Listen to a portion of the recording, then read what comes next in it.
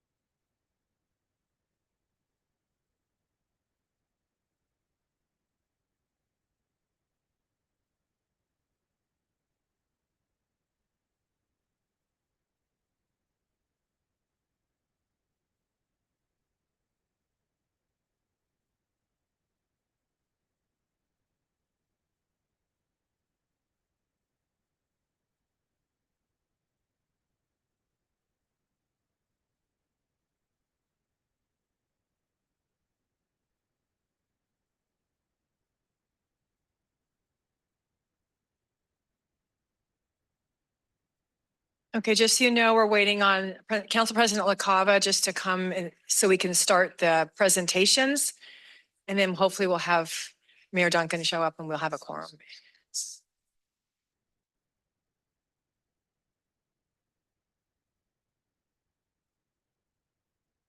It could be anybody, yes.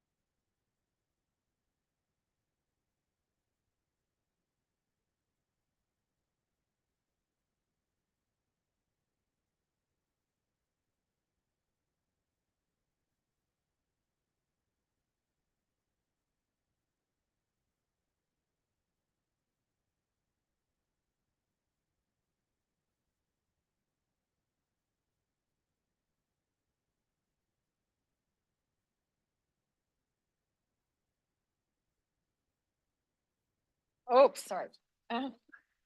Okay, we have a quorum, everybody. Good morning. The February 6th Executive Committee meeting is called to order. First, I'd like to ask our interpreters to explain how to access interpretation. Please go ahead. Good morning. Announcement from interpreter. To use the interpretation feature, please scroll down to the bottom of the Zoom screen where the meeting controls are. Click on the interpretation icon, world, and select English as your language. If you're joining through the Zoom mobile app, cell phone, tablet, etc., please press the ellipsis, then interpretation, and then choose your language. Finally, click on mute the original audio to not hear the original Spanish low in the background. Headsets are available for interpretation. If you're in the meeting room, please check out a headset from the receptionist in the lobby. Buenos días, aviso por parte del intérprete. Para hacer uso del servicio de interpretación, favor de desplazarse a la parte inferior de la pantalla de Zoom, donde aparecen los controles. Haga clic en el icono de interpretación, globo terráqueo y seleccione Spanish, español.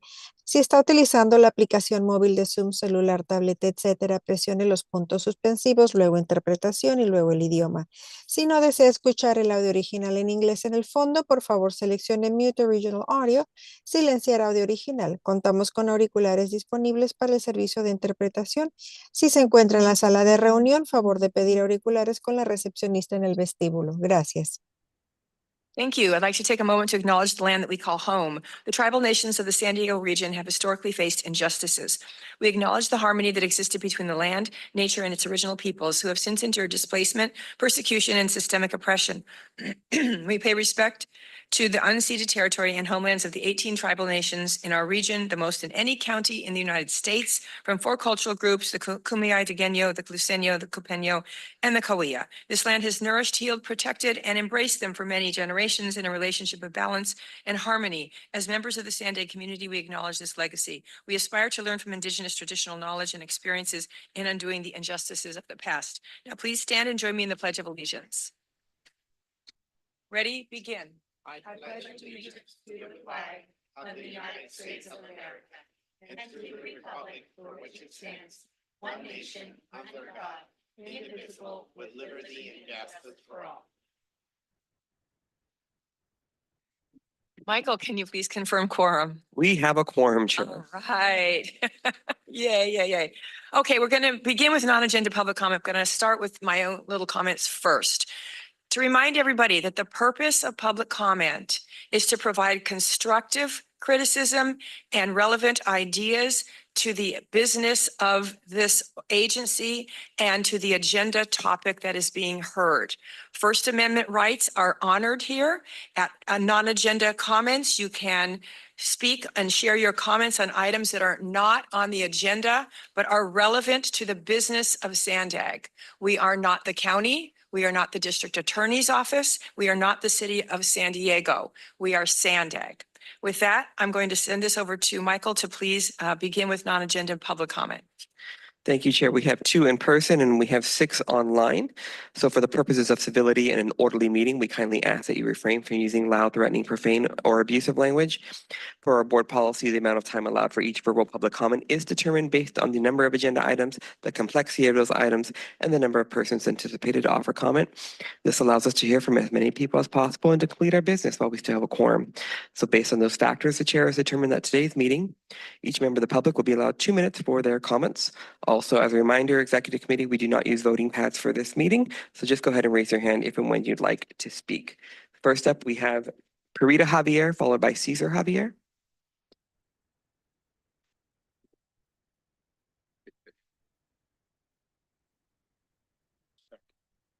Good morning. I am Perita Javier, senior with existing medical condition and victim of ceramics toxicity from the home business next door that began operation in 1984. I was not aware of the threat to my health and safety beginning in 1997, not until Cesar gave to my life in 2012 as resident. Since then, our curiosity leads us in search of solutions and a journey almost 5 years without answer.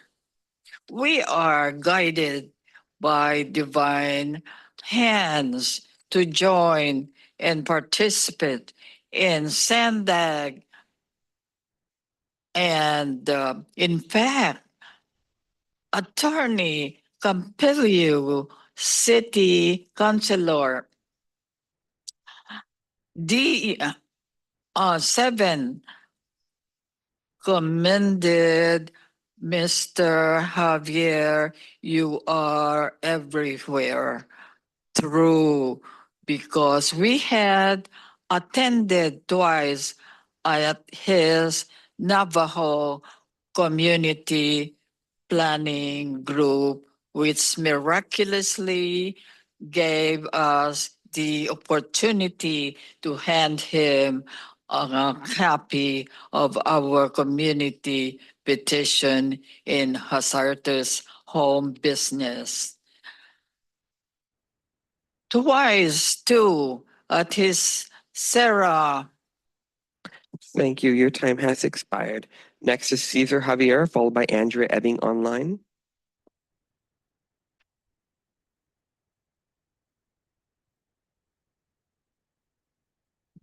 Thank you, God. We are still alive to voice our community issue.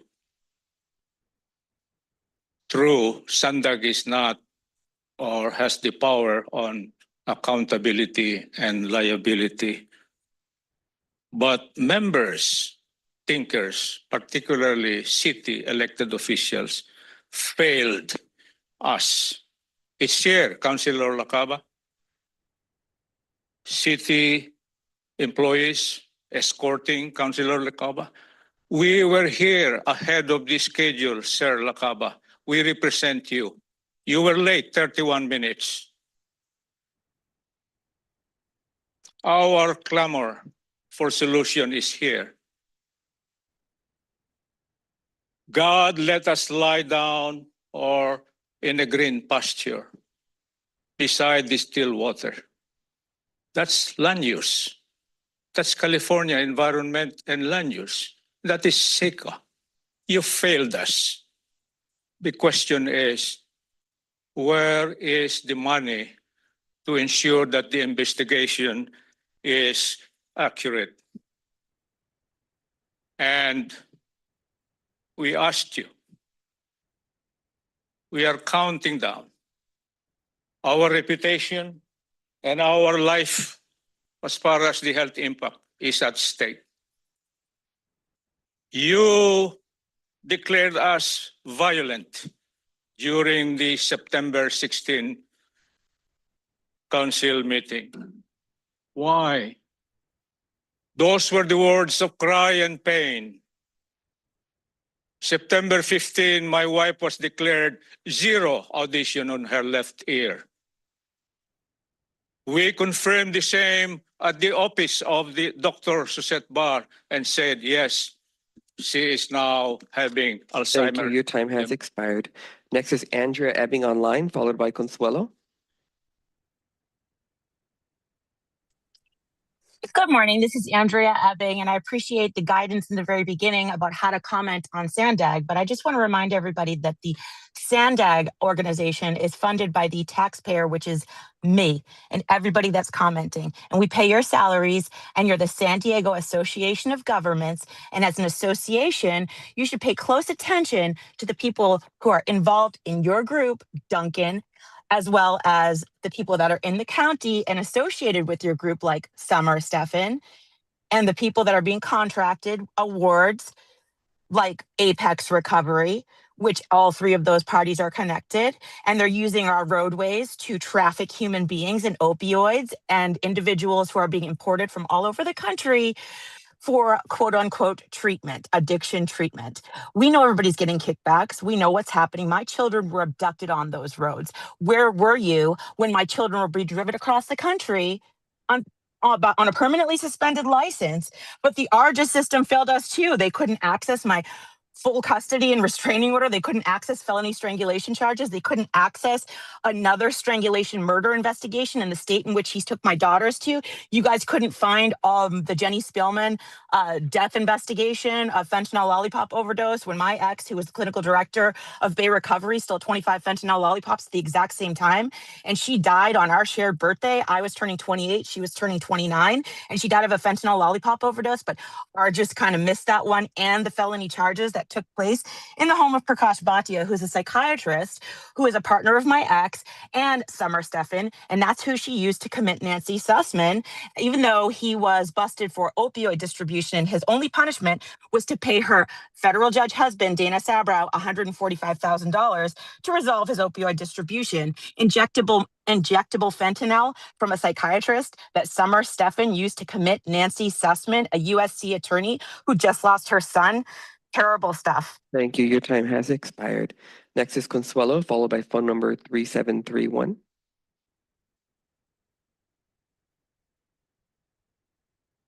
They got it because they can't handle it. Okay, Consuelo here. So let's see, every meeting, whether it's SANDAG, the county of supervisors, or city councils, y'all begin honoring the indigenous tribes and acknowledging the land of the First Nations people. And yet, everything you do is modern day colonization. You colonize the land, you colonize policy, and most disturbingly, you colonize the minds. This is not melodrama. This is truth. This is reality. Many of you sitting on this board have fully internalized the system that prioritizes control over humanity, compliance over conscience, and agendas over people. Whether you are actively participating or quietly enabling it, this is still complicity.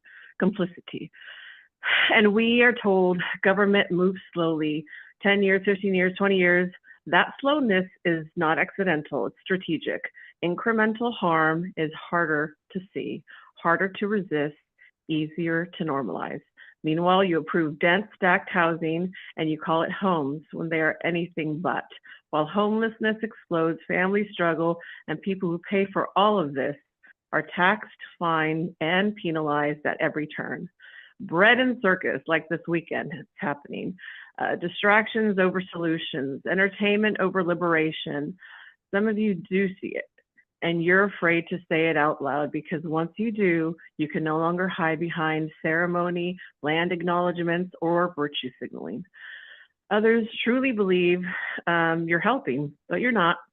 The system is compromising our species physically, psychologically, economically, under constant surveillance and control. And this is not an exaggeration. This is an observable fact. When people point this out, they are labeled extreme or crazy. But tell me, what is more insane? Calling out what is plainly happening? Thank you. or Your time having has expired. Next is phone number 3731, followed by Paul the Bold. Hey, it's Truth calling into an irrelevant group that's late by 30 minutes. I demand this board change policy to create punishment, such as paid parking for those that are chronically late. Lisa, when this board is on time, then you can try to make demands on the relevancy of people's speeches. Sleepy Joe's recent veiled nonviolent threat at the last BOD suggested that electeds from other areas shouldn't interfere in San Diego's business, or maybe San Diego won't support projects for those other areas anymore. But we had Manuela and Jose Rodriguez from National City interfering in Chula Vista business the other day. I would prefer that National City not be judged by that gaslight clown, but feel free to reconsider supporting county projects, as those clowns not only can't balance a budget, they're also not serving American citizens. Also, remove the policies that are anti-veteran. That includes the unconstitutional line about prohibiting profane and loud language, which directly discriminates against sailors who work or worked on loud jets. Members of my family, as well as several friends, don't hear as well and speak at loud volumes because of their service to this country. So for America's 250th birthday, remove those anti-American phrases immediately. And next time a meeting includes an item that may induce IDS, ice derangement syndrome, make it a special meeting so we can all get home at a decent time. At the last BOD, there was even a moment where some wanted to push through a non-agendized item with little information and zero public comment. Trust, ethics, transparency, missing. I can assure you, if Lisa hadn't done the right thing, I would have called a point of order or initiated a lawsuit later.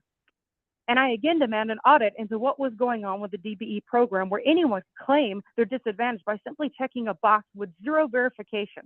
How many businesses did this? How many tax dollars went out the window? More California fraud. And it reminds me of this great song I found this morning called Break the Cycle by Joker's Republic.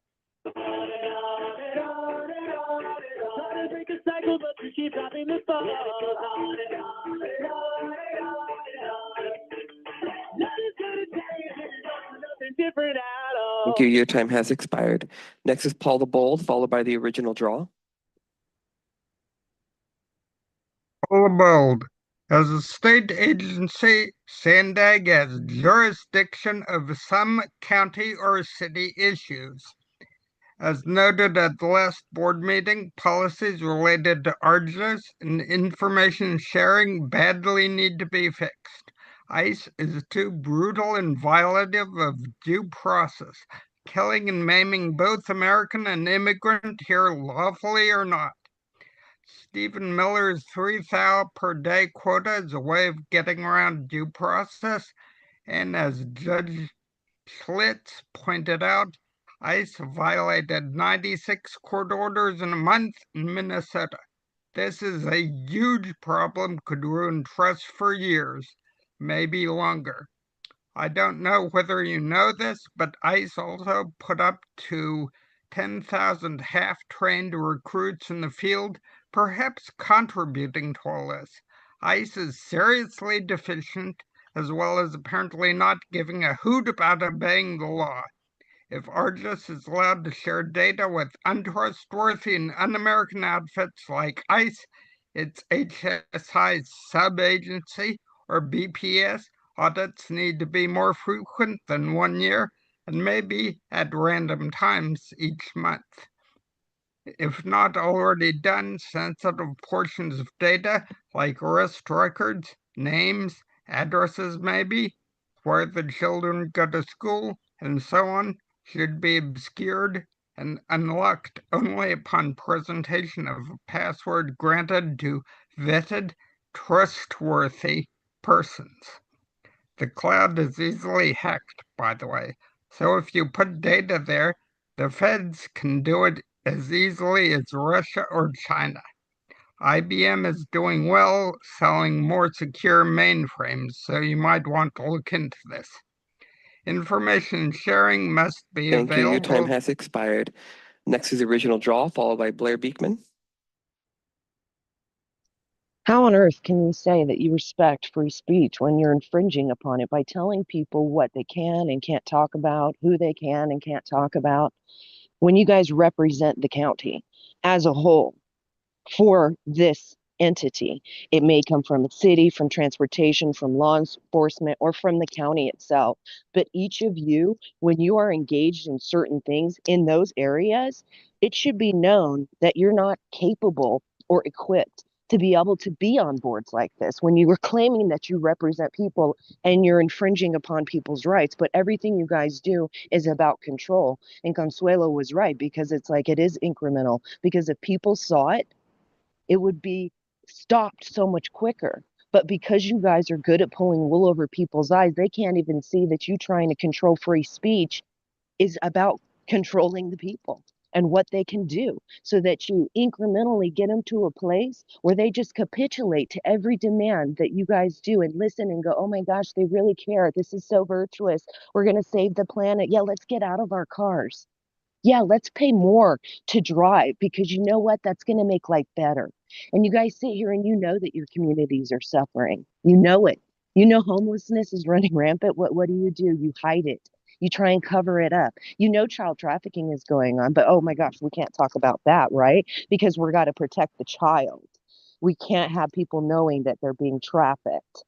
It's so sad to see what you guys do, and that you sit there and you literally like give yourself accolades as though you're doing something that's good for the people, when you're only doing things that are going to make their life harder and harder and harder. And then you try and say that you want to blame shift and say, oh, it's this entity's fault or this person's fault, when you guys need to look in the mirror and see that what you're doing, you're the ones destroying the lives that you're pretending to protect. Thank you. Last public comment is Blair Beekman.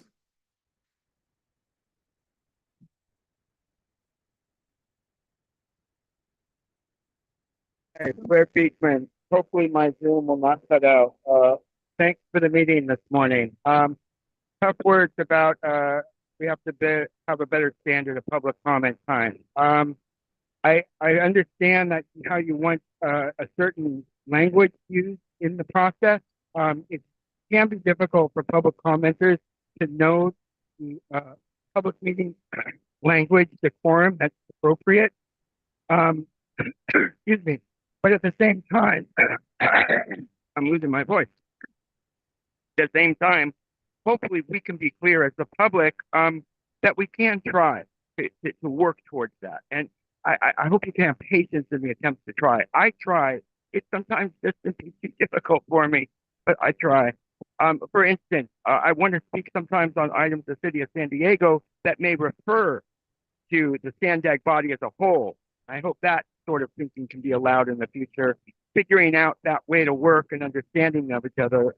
You know, good luck we develop a language together for the public meeting process. I try. It is difficult. Thanks for the education. I wanted to comment with my remaining minute that I'm worried about ICE. Paula Bold offered really nice words about ICE. To make a reference, City of San Diego has made a proclamation that I hope can be important to all of San Diego County about how to address ICE. For me, the key is cooperation. Well, not cooperation so much, but demilitarization and de-escalation. You may have your own opinions about ICE, but I think we can be in agreement to work in those good terms here in the county of San Diego. And man, we gotta really ask that, have direct dialogue with federal agencies to demand that here at the local level. That they cooperate with us on those terms. And you know, hopefully we can work something out. Thanks for your time. That concludes our non-agenda public comment, Chair. Thank you. We'll now move on to the consent agenda. Michael, do we have any public comments on the consent agenda? Oh, sorry. Yeah, go ahead. We didn't have our buttons to push. Yes. My apologies. Anyway, I wanted to bring up something that happened at our last Board of Directors meeting when we had the ARGIS informational item. I'm very concerned what the perception is from the public and what they believe that ARGIS actually does. And I know that all of us want transparency. I mean, we want to make sure all of our residents are safe. So I don't know if this is something that we should agendize. I feel like it shouldn't have to be agendized. I feel like our executive team, which is our chair, vice chair, and our second vice chair, would be able to work with ARGIS. And I know Tony Ray's here today, and then also the Sheriff's Department, because we all want the transparency, and call for an investigation by the California DOJ. That way we could actually show that emergency removal is not actually part of any of the data information sharing, and that what is happening today, because I believe that it is true, that we are only sharing information with investigations and Border Patrol, which is so important to keep our border safe. So I think for transparency and also to do it expeditiously, I don't even think we would probably even have to vote here, but if we do need to vote here, I think we should. But I feel like there have been letters that have been sent on behalf by our executive team, which is, you know, you and Vice Chair LaCava, and then also Second Vice Chair Minto, to send that information to team up. And I know for sure the sheriff is extremely very transparent, always wanting to follow SB 54. And that's really at the end of the day, are we following SB 54? I think the California DOJ, Rob Bonta's office would be able to determine that.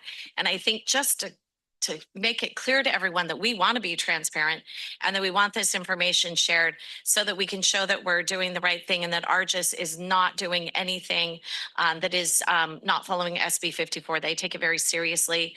And I just hope that we would be able to move forward with So that. we're on that path. So we remember what we did was we gave instructions to our general counsel to write a memo, and he's taking his time, but doing it as quickly as he can to be as thorough as possible, going through every single question the entire board had, making sure it's all answered, and then we will receive that memo. And one of the options could very well be to be asking the DOJ, the attorney, Rob Bonta, to be looking into that. In the meantime, you know, we have had communications with our sheriff. Tony's here and can confirm that. I agree with you. I think our sheriff is very transparent and committed to abiding by SB 54. But again, we want to make sure that we're not hasty in what we're doing, but also I thought we made it pretty clear at the last board meeting that what we were up to was to find out if SB 54 was being followed, and if it wasn't, then what we can do about it. Mario, would you like to add anything, or Teddy, or Albert? No, Alfred, sorry. exactly. The memo is being drafted by Office of General Counsel. It's to put everybody up to par on what's doable and not doable. This agency is not a law enforcement agency, therefore the relationship with DOJ and communications patterns are a little bit different. So you will see all this in this memo. And you know, Teddy, if you want to add anything, and then the team, the management here, you all are going to have a very robust conversation, hopefully based on having level playing field of all the information, that white paper that's being developed of what are the areas of opportunity. Let it be the state DOJ, let it be also the local police enforcement, and how they can manage that data and how we can provide them ways of managing that data. So we're putting everything out there. So there's some very robust conversations and objective conversations that can be had by you, the board, and the exec committee. So I guess for me, I'm part of the board, obviously.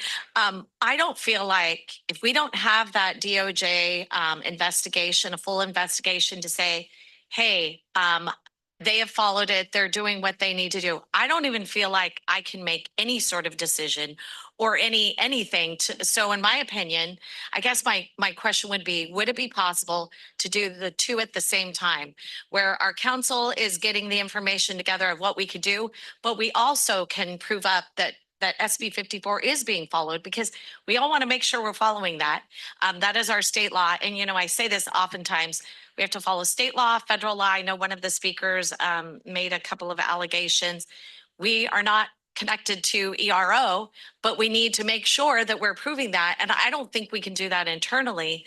I think we really need to have the DOJ actually do that so that we can have that. Let Teddy respond, please. Yeah, for sure. So Mayor Jones, I appreciate the comments. I think if I could just have a recommendation to not only you, to the entire board, when we complete the memo, which is going to be quite lengthy, it's going to list a number of options that the board can take. My recommendation is, once you, upon that receipt and review, then you could decide along with the board as to any actions you direct from either my office or you know, SANDAG as a whole. But until we do that, why don't we take a look at the options? Because I think the memo is going to explain a lot of different things, and it'll provide a healthy list of things that are on the table that we can action. And obviously one of those actions are, as you described, requesting the DOJ to take this initiative. Obviously it's up to the DOJ as to whether they want to lead that effort or not, but we can always request. But my recommendation is the memo is going to be coming soon. So why doesn't not only you, but the entire board review that, and then we could have a path to what's going to be directed to me or SANDAG as a whole. In other words, we just don't want to have the board acting somewhat with blind spots. And so once we get this memo, which will be quickly, and then we'll be able to make informed decisions what the next step would be. Well, so I still think that the issue does remain, though, that if we don't know as a board for sure that SB 54 is being followed, I mean, I don't want to say I don't care about the options, but I don't really want politics to be involved in this. I think if our executive leadership just said, hey, we're doing this to see what our issues are, what our options are. However, we're also working to actually get clarity on the situation by an oversight of ARGIS. And I don't know if Tony can speak to this. I don't know if he wants to speak to this. I have no idea. But I feel like, I honestly am going to, I'm a contract city, just like many of our cities. I actually am planning on talking to the sheriff about it then too, because I feel like if we don't do it, someone should be doing it. Someone should be moving this forward to have that oversight, to prove it so that we as a board have that information because, I mean, no offense, but until I personally know that it's being followed by an oversight of Argus, which would be the DOJ, I don't feel like I could even make any informed decision. So, Mayor, one of the things that the memo's looking is there are certain protocols of how to communicate agencies with the Department of Justice, with the State Department of Justice. I'm not an expert here, but what it appears to be that when there are requests similar to what you are mentioning, which is extremely logical, Yeah. there is a specific protocol of communicating with DOJ. It's not just sending a letter or picking up the phone. And that's what the memo is also looking at, those protocols of how to communicate, because at the end of the day, SANDAG is not a law enforcement agency.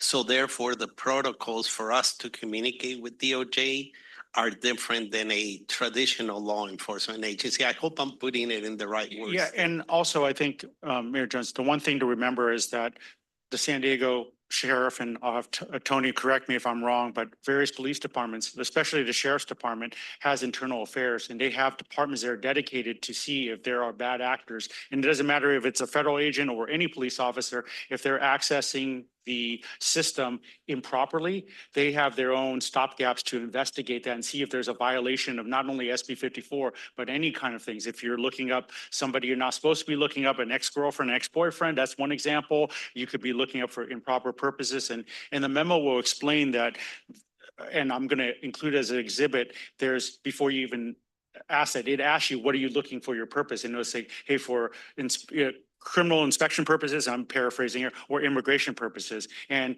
if you click, very few people ever click on the immigration purposes. So it's purely for that. And also it doesn't even provide a lot of the information for immigration purposes anyway. So there's kind of, as Mario was saying, there's a couple of levels before you even get to the DOJ, is that internal affairs for each of the police departments, they have a proactive approach to looking at this stuff. I think, and Tony, please correct me if I'm wrong, but the city of Chula Vista, I think, has a lead person, but they have a team of 5 or 6 people that just kind of do this stuff to make sure that things are being followed. So even before you get to the DOJ investigation, I think the police departments on their own are seeing if there's anything there before they even report it up to the DOJ. Because right now there's scant evidence of any wrongdoing because the police departments are kind of the first stopgap before you even get there. So I'm a little confused because I thought there were 0 allegations that it was being used improperly. It was a blanket. It could be used, but then I remember during the, I don't know. I hate to put Tony on the spot, but that there's no immigration information actually contained within the system, which what you're saying is there's a screen that asks about Tony it? can clarify, there's no immigration information that's there. But there, and Tony can explain why that button's still there. I'm getting a little concerned about being off the agenda here. Yeah. So Yeah. we're having a Yeah. big discussion on something Yeah. that's not on the agenda. Yeah. So can we just leave it at that? We know exactly what you're saying. It was one of the first things we thought of. We're working on it through our general counsel to make sure that the board knows everything that's available to them. And it's not as easy as just picking up and saying, Attorney General Bonta, we got a problem. We'd like to- And I guess, and I appreciate that. And I'm not trying to be difficult. I'm just, I like to make informed decisions, as you well know, I bring it up 1,000 times. I just don't feel like without that information, We're I going to just get feel the like it has to be information. done at the same We're time. going to get the but- information. So, okay, Okay. yeah. So, all right, well then I guess maybe we don't have to ask Tony. I don't want to get us in trouble of being off Yeah. topic. Was there anything you needed to correct, Tony? Otherwise, I'm getting a little nervous about not being Just really agendized. quickly, less than 30 seconds, that there is absolutely no immigration information contained within the ARGIS system. I absolutely support the idea of an audit. ARGIS should be audited too by the federal government. The chair is absolutely correct. We have a different way of communicating to the state since we're not a law enforcement agency. And I believe the memo that Teddy's putting together, which ARGIS is helping to support, will have many, many options. And that'll be among the options and the recommendations that we have to do when we receive that there. But I thank you for that support. I absolutely agree with that we should audit ourselves and our users. Okay, all right. Thank you. Thank Right. you. Thanks. Thanks. Okay, we're going to now move on to the consent agenda. Michael, do we have any public comments on the consent agenda? We do. We have one in person and we have 4 online. So we now open the public comment on consent agenda. So please limit your comments to items on the consent agenda only. If comments are not related to consent agenda, you will be asked to stay on topic. And if you do not stay on topic, you will be muted. So first is Cesar Javier, followed by Truth Online.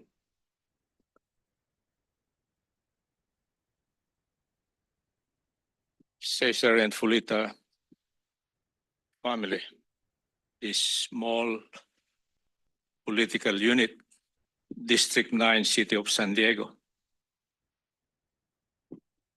We learned from my graduate study, education, that repetition is a respectable principle in teaching and learning. We speak again and again not to bother the NGO SANDAG because they have a limited function. 3.1 and 3.2, the security is looking after me if I am out of the agenda item. We favor this and let us approve this. However, 3.1, which is very clear, we have seen many times our names, but what is name relevant to the subject that is being voiced? Please speak to the topic at hand. Lawmakers. 3.2, we pray, working together, thinking together, and hopefully we suggest and be fulfilled.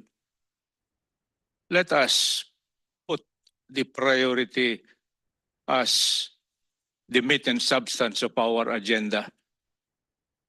TJ, pollution victims. Superintendent Aguirre has declared January 28 that people there, Councilor Acaba, District 8, particularly, they are sick and dying. And you have no registration who were dead since 1993. We pray divine intervention. Thank you. Your time has expired. Next is Truth Thank you. Online, followed by the original draw.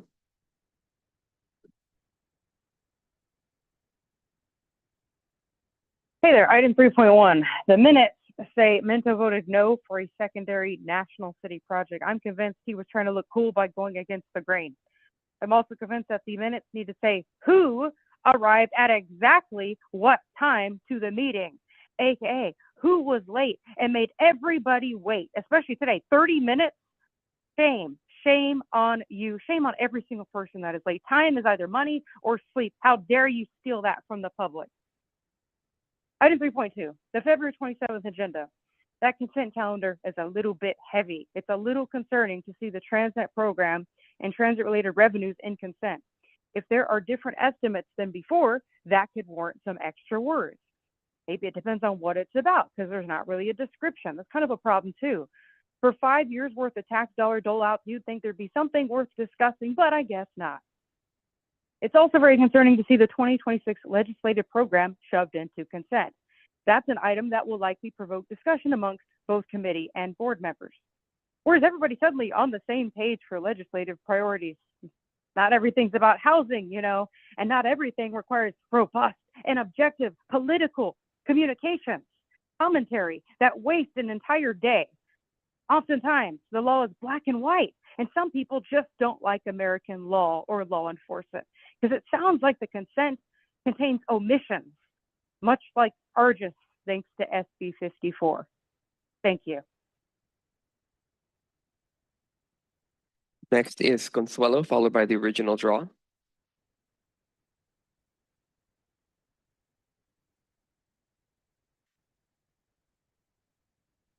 Okay, so for the record, this comment applies to the entire consent calendar. Thank you. SANDAG repeatedly claims its policies are locally driven, yet your own documents tell a different story. The language you use, regional governance, sustainability, frameworks, climate alignment, VMT travel reduction, VMT reduction, densification, behavioral incentives is not organic or local. It is lifted from the United Nations Agenda for the 21st Century and 2030 frameworks and mirrors the World Economic Forum policy guidance. This is not speculation. This is documented alignment. Agenda 21 was explicitly designed to reshape land use, transportation, housing, and human behavior under the banner of sustainability. SANDAG's Regional Transportation Plan, Sustainable documents with an exact lockstep with those goals. Centralized planning, reduced individual mobility, forest density, and managed living. And yeah, the UN, nothing in the UN Charter, the World Economic Forum, and any global body supersedes the sovereignty of the people of this county. Yet your policies consistently reflect priorities set outside this region and outside this nation. And before anyone attempts to interrupt or redirect this comment, let me be clear, under the California Brown Act section 54953C, the public that has the right to address the legislative body on items within jurisdiction, including consent items, without being required to agree with the body's policy direction. Thank you. Pointing out policy alignment is not disruption, it's participation. Anyways, okay, so what is concerning is that these sweeping changes are bundled into consent calendars passed quietly with minimal scrutiny, while their long-term impacts fundamentally alter how people live, move, and exist. And yeah, again, Thank you. Your time you're has not expired. Next is the original draw, followed by Blair Beekman. And then Consuelo. And, I want to know when in your, meeting agendas, are you guys going to actually do things that are going to be beneficial to our community? Right now, you're more concerned about protecting illegal immigrants and then claiming that you want to protect the border. You didn't give a crap about the border when they were flooding over in the millions over the last many years. And, you didn't care that they were being exploited, raped, and murdered along the way, and that the children were trafficked. And you care more about impeding people's ability to travel than to be able to freely live their life in a way that is not infringed upon in every way. I mean, everything you guys do is like, until you want to change behaviors. You don't want to protect people from fires. You want to impede people's ability to drive, charge them more. They can't even figure out how some are going to eat, as we can tell, because of choices that have been made in the cities and the counties across our nation. So things are being pulled back because of those choices. So you don't actually do things that make it easier on people and make it so their lives, that they can go about their day and actually enjoy life. I mean, people are just trying to survive in our communities. And now you're more concerned about people who have violated the law coming here, people that have even raped and murdered children, and just other people in the Please community. stay on topic. I am on topic because this is talking about what you guys are doing in your meetings. And you aren't doing things that are, and in fact, you're trying to infringe upon people's First Amendment still, while claiming that you care about it and you want to protect it. When are you guys going to actually do what you say? But you double speak and you don't stand for the community. You're doing things that are outside of our nation and putting it in here. And you're punishing people for just having an opinion about it. So shame on you guys. Look in the mirror and start really seeing the devil that's within you. Thank you. Your time has expired. Next is Blair Beekman, followed by Paul the Bold. Hi, Blair Beekman. My Zoom may cut out again. Believe it or not, I was in San Diego for a short amount of time, and then I'm traveling. I'm in Hawaii right now, camping out. So if as a comment, on the minute from last time, you're working on transnet issues. Really good luck that accountability with tech is a part of building the future of bicycle and pedestrian, better exchanges for those projects. I think tech accountability is incredibly important to that process. And we're looking towards an organic whole as how to build our future, and to address sustainability. You really got to address accountability with tech and that it's clear and understandable. with the public, and that it's not hidden and secretive and only for a select small number to understand. We really have to be open and clear, and that's building our sustainable future. So good luck in those sort of efforts. I wanted to also comment that, about the Argus item that was talked about. For public meeting procedures, you have a little time for public comment from, board persons that this consent time is the only time we can talk about that public comment as the public or make public comment. So about Argus issues, I think Councilperson Moreno has really started a process. Board Person Moreno has started a process that will be coming back to you. Refer to her directives as a beginning thought. And also, to be clear, I think Argus has to be set the standard for best practices. There are already 2 or 3 data collection law enforcement agencies in San Diego. Argus should be, working on best practices. And I want to figure out a system how to do that in the coming months. Public oversight as part of a shared process with SANDAG is an important step, I feel, better than DOJ. Thanks a lot for your time. Thank you. Next is Paul DeBold, followed by Andrea Ebbing. Hi, Paul Bold. I read that there was a big traffic accident in Coronado this morning, which might have delayed the mayor. Review of the agenda, item 3.8, conflict of interest code updates is not routine and may deserve a long discussion unsuited to the consent calendar. Item 3.9, a Transnet fee increase disguised as an adjustment, apparently charged to the public, should be discussed as a separate item. And item 3.10, the proposed 2026 legislative program and other items, is a duplicate of item 5, but has not gone through a public hearing. Items 3.8 and 9 need to be pulled for separate discussion, and item 3.10 needs to be combined with item 5. 3.1 meeting minutes. Again, here comes the list of names like the Oscars, who did what on the consent agenda, what was consented to. Surprise! It's over in seconds, not minutes even. On item 5, I'm puzzled as to why Mayor Duncan would second both the original motion and the substitute motion. Maybe to see who's paying attention. Anyway, more stuff the public has to look up and listen to if it wants details of what really went on. Very disappointing. Is SANDAG so understaffed that it can't do proper minutes? And Audra, the problem is not so much these little incremental changes as too many people are reluctant to speak on what may seem like minor issues. But more of us are, actually. We are tired Thank of you. Your being time has told. expired. Our last public comment is Andrea Ebbing.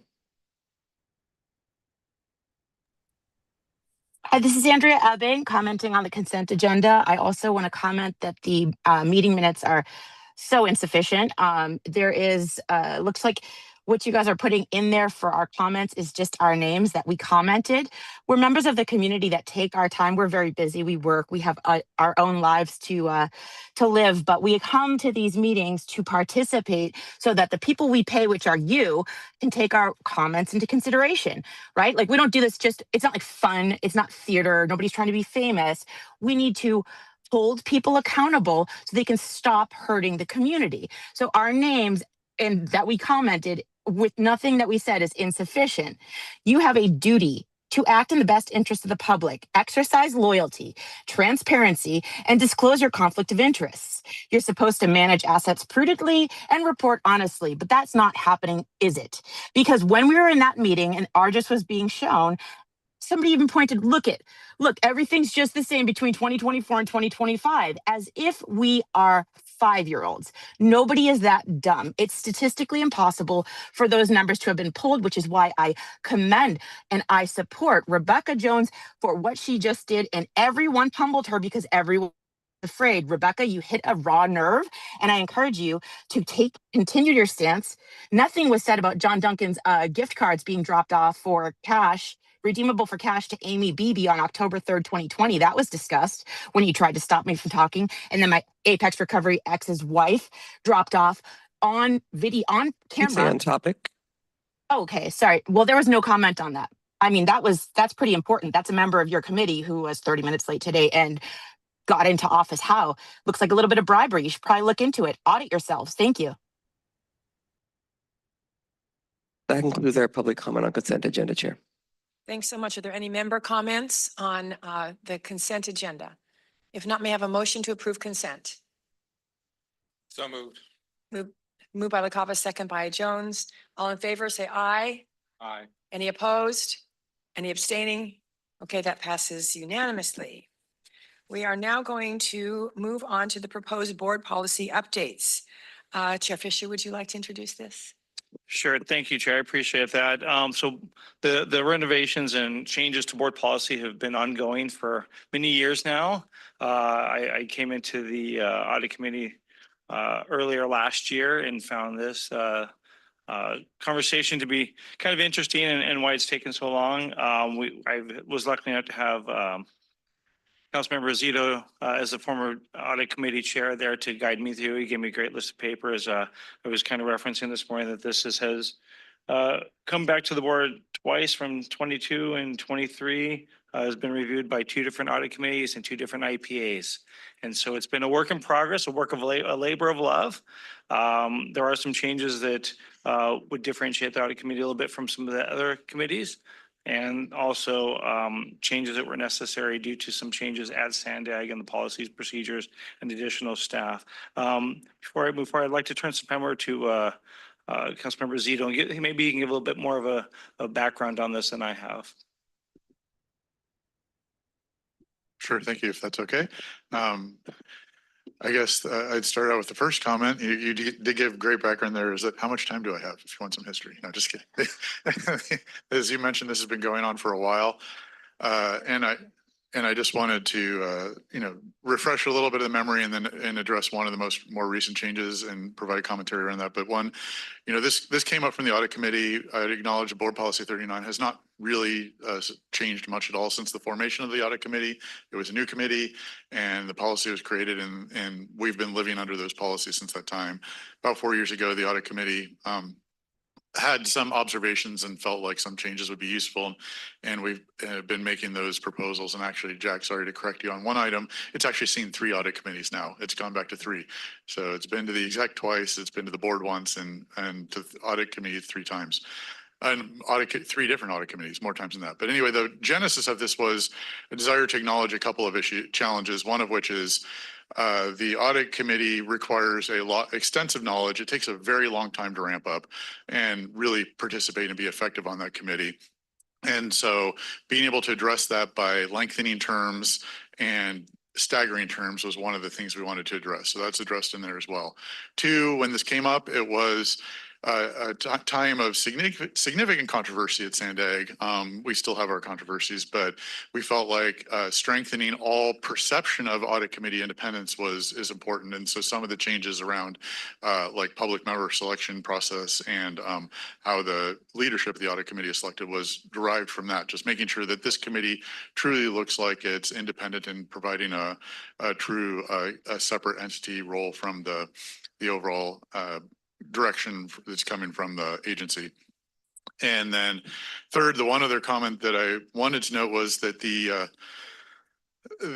one recent change that came in this time is as I've been involved, I've noticed over the last 6 years, every single time, like 7 years at this point, every single time we've had to grant exceptions to the board policy that says you need 3 years service on the board. And I don't like having to do these exceptions because I think it's very important that the board members have experience before they serve on the committee. So I don't, but We are now recommending reducing that to 2 years because in the last 7 years, if it was a 2-year term as opposed to a 3-year, two-year history as opposed to 3 years, most of those exceptions wouldn't have been necessary. So I want, I'm encouraging this from the perspective of I think it's important to not get in the habit of doing exceptions to that policy. So let's shorten it a little bit and make it so it's not so necessary to do that. But I'm here to answer any questions about the content as well of the history. But Jack, I'm sure you can handle most of them. Thanks. Thank you. So we'll go to public comments first and then member discussion. Sure, we have one in person. If you're online, please raise your hand regarding item 4. We'll go with Cesar Javier, followed by Truth Online. Thank you, Uncle Sam, Cesar and Purita.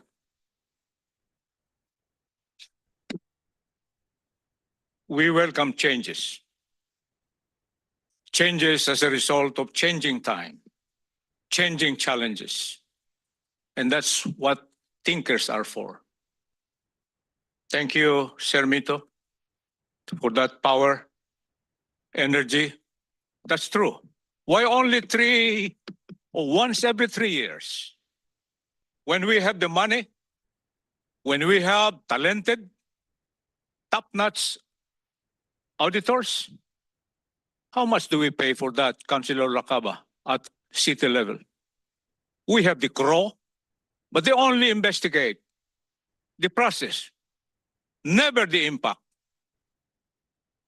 How will you explain that? Under God. We strongly suggest that policy changes goes with the change of time. If we cannot solve the problem of Tijuana pollution, there must be a policy to solve it. In our humble knowledge, we presented to you, city officials, elected officials, expected to do something to save the lives of San Diegans, District 8. What have you done?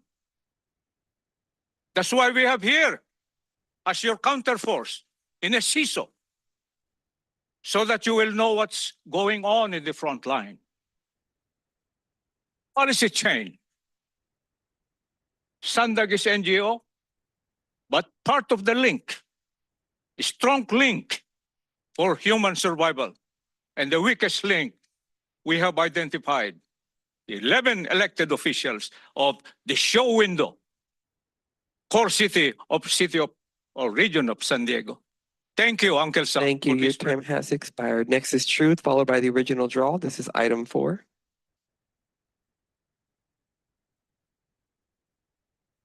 What kind of just stuck with me listening to the comment is Cesar said show window. I feel like sometimes that's exactly what we're looking at. Wasn't this policy on the audit committee choosing their own chair approved a year ago? I feel like I remember that conversation already happened, but I guess not. I guess you guys just keep bringing stuff back and board never gets around to it. I'm a little concerned that some executive committee members may be getting the acronym IPA confused for something other than auditor. Maybe that's why people were 30 minutes late today. So the requirement for board member being on audit was reduced from 3 to 2 years to make an exception. That's interesting. And I find it interesting that now the bar seems to have been lowered for public members after I remember saying something about double standards where appointed board members don't meet auditing qualifications, yet public members must. Elected officials are even allowed to have criminal records. I think that's going on too. So the term change to policy 4.2.2 about desired professional standards versus minimum makes sense to me. Of course, everyone would prefer somebody with professional expertise. As long as the board pays attention to the candidates, there should be little issue with potentially having more candidates to choose from for audit, kind of like removing the lack of oversight of the DBE program. I'm glad there's transparency on who an outside government finance expert is, but I don't see why an alternate should get a say on a screening committee. I'd like to hear justification for that. And I also do remember talking about asking years ago who the outside government finance expert is. I never got an answer on that. Section 4.2.9 on page 5 needs to be corrected to say needs to be replaced during the same recruitment period. It's currently missing the letter D. Policy 042 on page 3 says if anyone has questions on complaints to contact Mary Kay. Is that accurate or should it say Courtney Ruby with a new phone number? And I think David and Jack's number should also be included because I just want to help these guys make some new friends. I think they're worthy. So thank you. Next, the original draw, followed by Consuelo. A reminder, this is item number 4. It's interesting when you guys have all these policies and you make changes, you delete some, you try and say that you're going to like protect whistleblowers and all this stuff, but you have to have a policy to do it. You guys violate your policies all the time. So it doesn't even matter what you do. This is all for show, because at the end of the day, it's like you guys, have all these audit reports or things that come forward showing fraud, waste, and abuse. That doesn't stop. It's just like you show that you engage with, entities that are like, just constantly asking for more money, and violating your contracts. And then you're like, but we're going to contract with them again. So it's like, does any of this really matter? I mean, at the end of the day, you're just going to continue engaging in fraud, waste, and abuse. And, wasting people's money, making sure that you're protecting your own and the entity, and that people aren't, because you're not law enforcement, so you're not going to be able to really hold them accountable. You'll just give them payoffs at the end of the day, and good retirement plans and things like that. I mean, but at least they're not there anymore, right? You did your part to get them out, so they're not going to be, because they kind of ruined it. You know what I mean? It's like, oh, dang, you guys got caught doing that. We're going to have to get rid of you, but it's okay. We'll give you a severance package. It's just, it's funny because you guys think that you pull wool over so many people's eyes, and you do. A lot of people. I mean, so we're paying you pretty well to do that. But yeah, it doesn't matter what policies you make, to make it seem like there's going to be some kind of accountability when, all people have to do is really just pay attention and listen to the things that you guys say and watch what you do and look at the world around us and see that you're all a bunch of frauds. And one day the people will, be fed up enough that there won't be any need for you guys. But until then, happy fraud. Thank you. Your time has expired. Next is Consuelo, followed by Paul the Bold.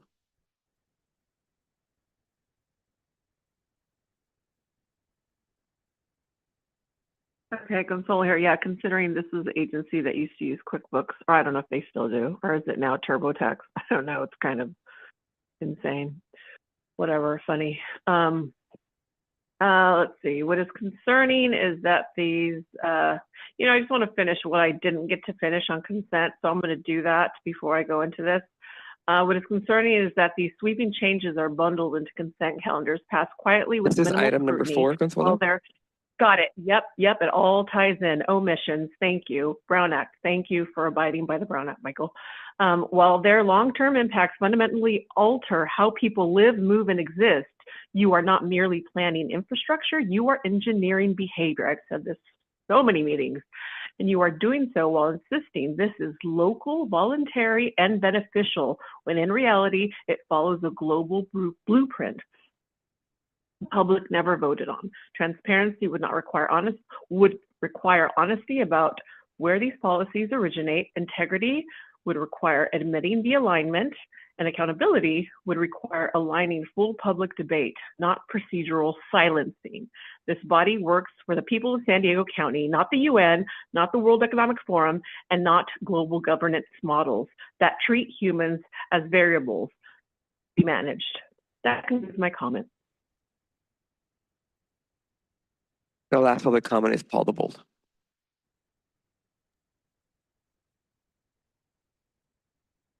Paul Bold, last but not least.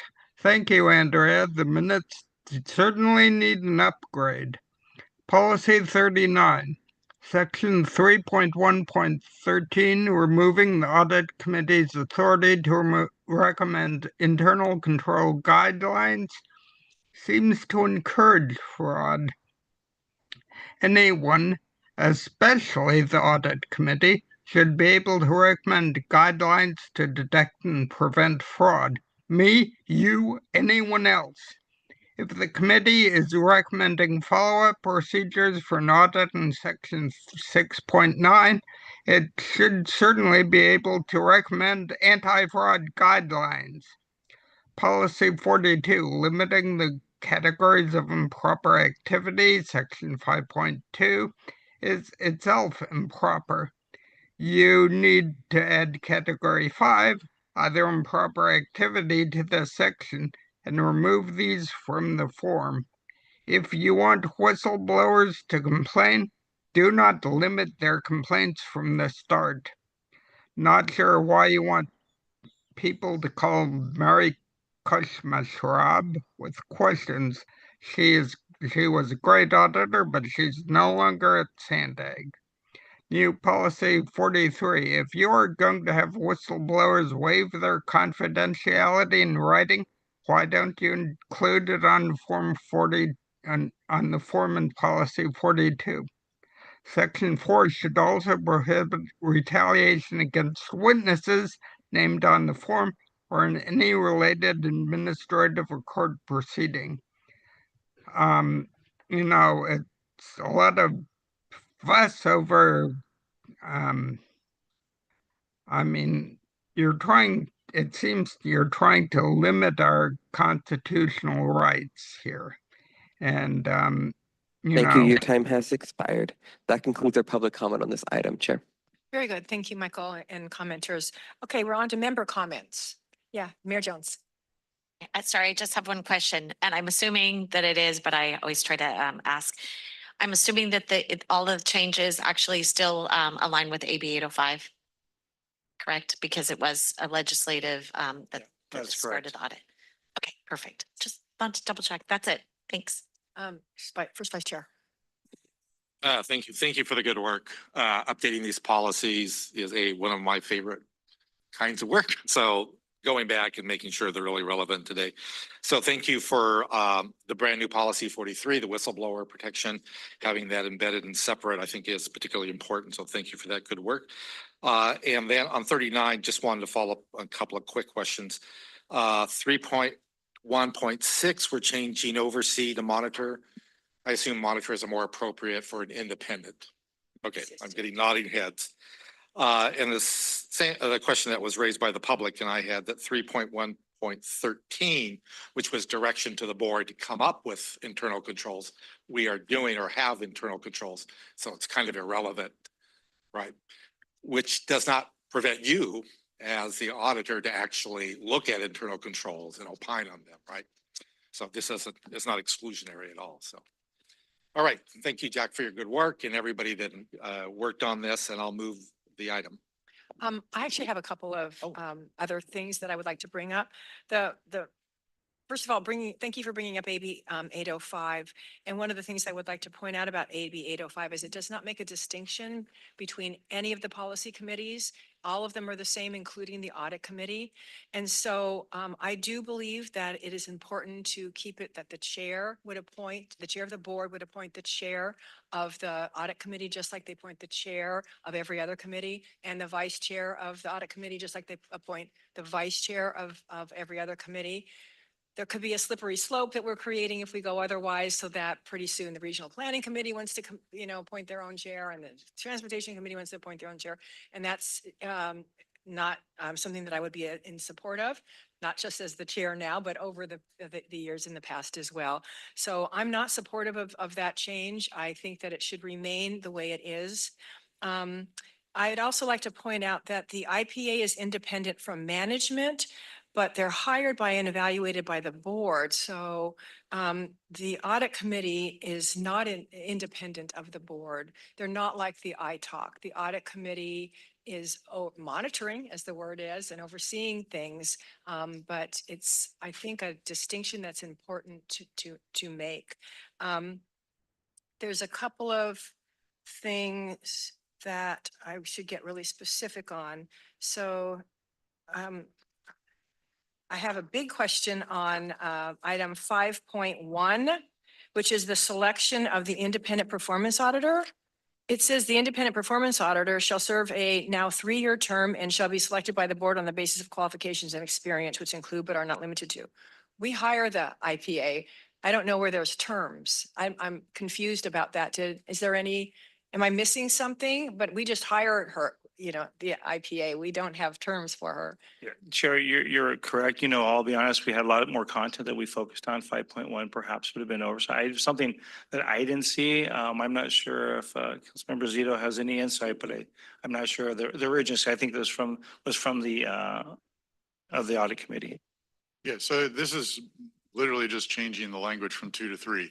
And it leads to, this came up during the last recruitment cycle when we ended up bringing in Courtney, very lucky to be able to do that. But which was that there was a huge amount of concern that if we only offer a 2-year contract, that we won't get any good candidates. And so the recommendation at that point in time, which was actually approved by the board in Courtney's recruitment process, was to offer Courtney a 3-year contract as opposed to a 2-year contract. So you could change Term to contract. the language from term to contract. I'm not an attorney. I don't know what that means, but the intent is to say whoever gets brought in with a 3-year contract as opposed to a 2-year contract, to try to, because, a lot of times these people are moving from distances. They want to have some guarantee of a certain amount of term. So that's where the history of that comes from. Okay, Mayor Jones, did you have a comment on that? Yeah, I just wanted to mention, in my city, we have a certain amount of years on the contract. Sometimes we add extra years to a current contract, though it's still at will. And so like if we literally were unhappy with the performance, we could still terminate the employee, even if they have a three-year contract. So that would be in alignment. I just wanted to make sure it would be the term to contract, which makes some sense. Any attorneys have any problems with that? No, okay, all right. Okay, yeah, please. So in contrast, the city of San Diego actually goes 5-year, and it has a little bit to do with actually attracting good talent, they can make that commitment, but it's also recognizing the independence that you're going to be there for a long term. And I don't know exactly the terms in which we can remove either the auditor or the independent budget analyst, but it's to say you're not at risk of being let go because we suddenly don't like the findings you're making. So there's even a little bit, there's a larger discussion that probably can be taken up at a different time going forward, but. Thank you. I'm going to just kind of keep going through this because it's been a long time coming and I've had a lot of reviews of it. So we just recently did the compensation for our independent auditor and agreed with what the audit committee had said, but I would have liked to have seen the evaluation. And so if we could add in 3.1.5 and 3.111, somewhere in there, that the evaluation and salary recommendations should be sent to the board to review, both of them, prior to confirming the IPA's annual compensation. So that the board gets to see the evaluation. It's as simple as that. Yeah. Yeah, just a quick comment on that, which is, we've had different philosophies on where that occurs, but as long as, the previous auditor wanted everything to be done in open session, and I think that's fine, except this is a performance review, so just acknowledging that would be done in closed session. That's all, as opposed to open session, unless requested by the actual auditor. That's all. Where's Amberlyn and Teddy there? Amberlyn, Teddy, do you guys want to make any comments? I think it may be good that Office of General Counsel is sitting here for any possible additional questions. I'm liking a lot of these changes, the 5-year one. Okay, so the other one that I have a little bit of issue with is the public member selection process. Over the years, how it's been is that the chair selects a board member, and then the chair selects a member agency financial professional, and then the two of them together, they select, I guess, among a number of candidates that are of member agencies that have financial experience, and then they vet the public members. What's recommended in here is that who's added in there is the actual independent auditor herself, as well as the CEO or the CFO of upper management. And I do have a little problem with that because it is the audit committee who does the evaluation and the recommendation for compensation of the IPA. And so it seems to be a little conflict. And that given that the CEO and the IPA are separated. They're independent. I don't know that the CEO should be there, but I do not have any problem with having the a audit member, board member, an audit committee board member, and an audit committee public member on that selection committee as well. So does anybody? Chair, I just want to make sure, because the copy that I have in front of me doesn't mention the CEO, it has a CFO. It says, okay, I'm looking at 4.2.3, page 16 of 20. It says board member or board member alternate sitting, and I'm reading the red part, sitting on the audit committee, a public member or public member alternate sitting on the audit committee. I'm good with that. SANDAG's independent performance auditor or OIPA upper management level staff person. That might be where I'm seeing that. SANDAG's chief financial officer or an upper management level staff person from SANDAG finance, and one outside government finance expert. So I would recommend that we do not have the IPA, the OIPA, the upper management staff level, the SANDAG's chief financial officer, or an upper management level staff person from the SANDAG finance, but would agree with the public member and the audit member and one outside government finance. The chair of the audit committee, the independent performance auditor, and the chief financial officer shall appoint the members of the screen. So I think that would have to be rewritten to be consistent with that suggestion. Does anybody have any comments on what I'm suggesting, that for the public member selection process, that there not be any internal conflicts of who they're overseeing and recommending policy or compensation changes? Sure, we did discuss that in particular. That we were aware of some of the concerns that previously that this document change had.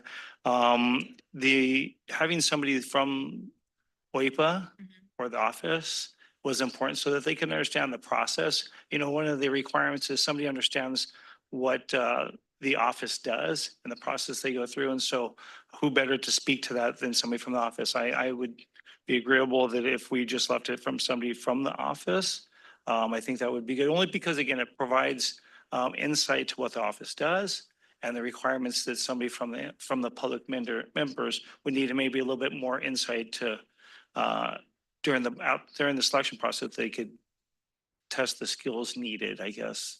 So you don't think that the public members and the board member who is on the audit committee could convey that information to potential applicants for a public committee, public member? They may be able to superficially provide, you know, an overview, but some of the intrinsic part that's happened, obviously, I couldn't explain in great detail what OIPA does, nor the office. So just somebody who could provide that. So, and I understand the point of it perhaps being a conflict, because that member, that public member is likely to be somebody who is on the performance review as well.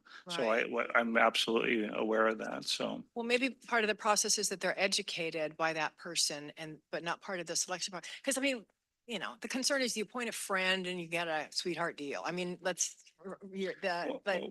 a volunteer position, so I'm not sure. Well, I mean, You know, for the salary recommendations or for the evaluation, it's just to me, it's a conflict just sitting there waiting to happen. And absolutely noted, but you know, I think it's one of those things where somebody with that, again, that good based on, we've had, I wouldn't say problems, but we've had delays in having lots of people apply. That's why we've taken it down a little bit. And so again, I understand the independence part. You know, but again, I think somebody from the office, or at least some type of way to get that information to the selection committee so that they're aware of having the ability to do it. So. Yeah. I'm not involved in this, but hearing it, can I provide, I'm hearing both of you, would it be that during the process, a member of OIPA will be there to provide information, but it's not part of making a decision, right? It's like when we staff are here and we're asked, hey, can you explain this? Or Tony, can you come and explain this or whatever? And then we explained it, but then we step away because it's a decision of the committees, the board. So I think that's what you're trying to say. And I think the chairwoman is expressing her concern of having somebody from staff voting on selecting somebody. So I think there could be a very clear description that the team will be there available for responding questions and providing information, but not making a vote. And again, this is just me hearing the conversation. Mario, I appreciate that. You're always coming up with great ideas. And I think that may be a good thing that as a selection committee goes forward with selecting the public members, maybe they're briefed by somebody from some that's either Auditor Ruby or perhaps somebody from the office that can brief the selection committee on the processes. So I would absolutely think that's amenable to me. Yeah. Any other committee members have any comments on that? Yeah, sure. Yeah, thanks, Chair. Councilmember Zito. Just adding a comment. It's interesting, Mario, you bring that up. I wonder if you're reading minds here, but to provide some context, there was a little bit of concern about this in the original idea, which is this recommendation goes way back. And when the audit committee was forming the original a recommendation, the thought was that the staff member from SANDAG and that the staff member from OIPA or the OIPA wouldn't actually have a vote.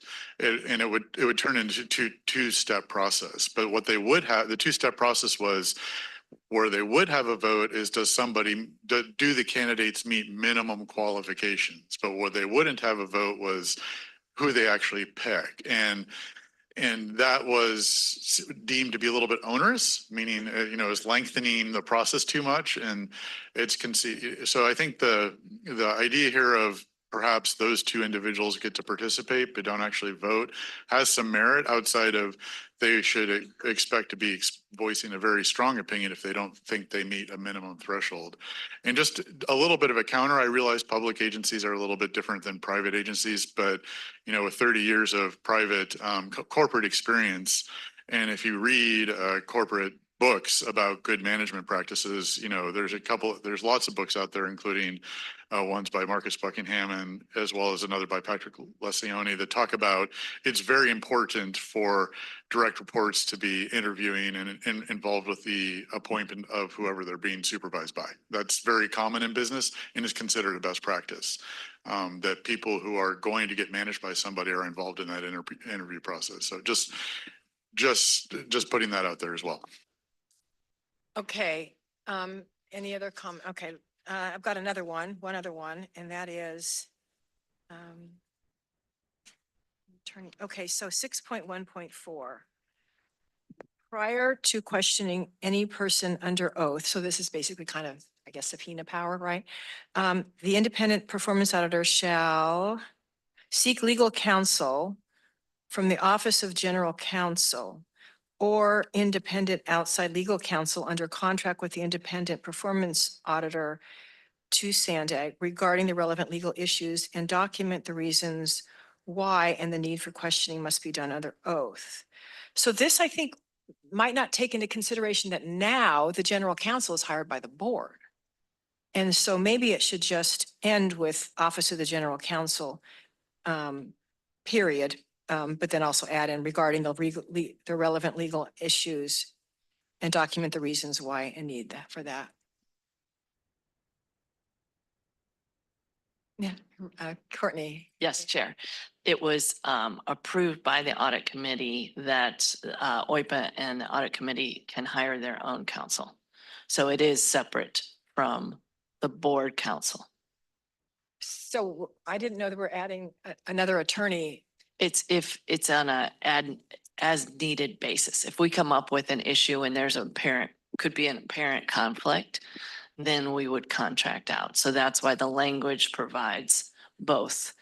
The Office of the General Counsel. I'm not a lawyer, so I need to ask, is that legal? I guess legal, or is that appropriate? I think my concern with that is if the independent auditor is hiring outside legal counsel, where's the duty of loyalty for that outside counsel?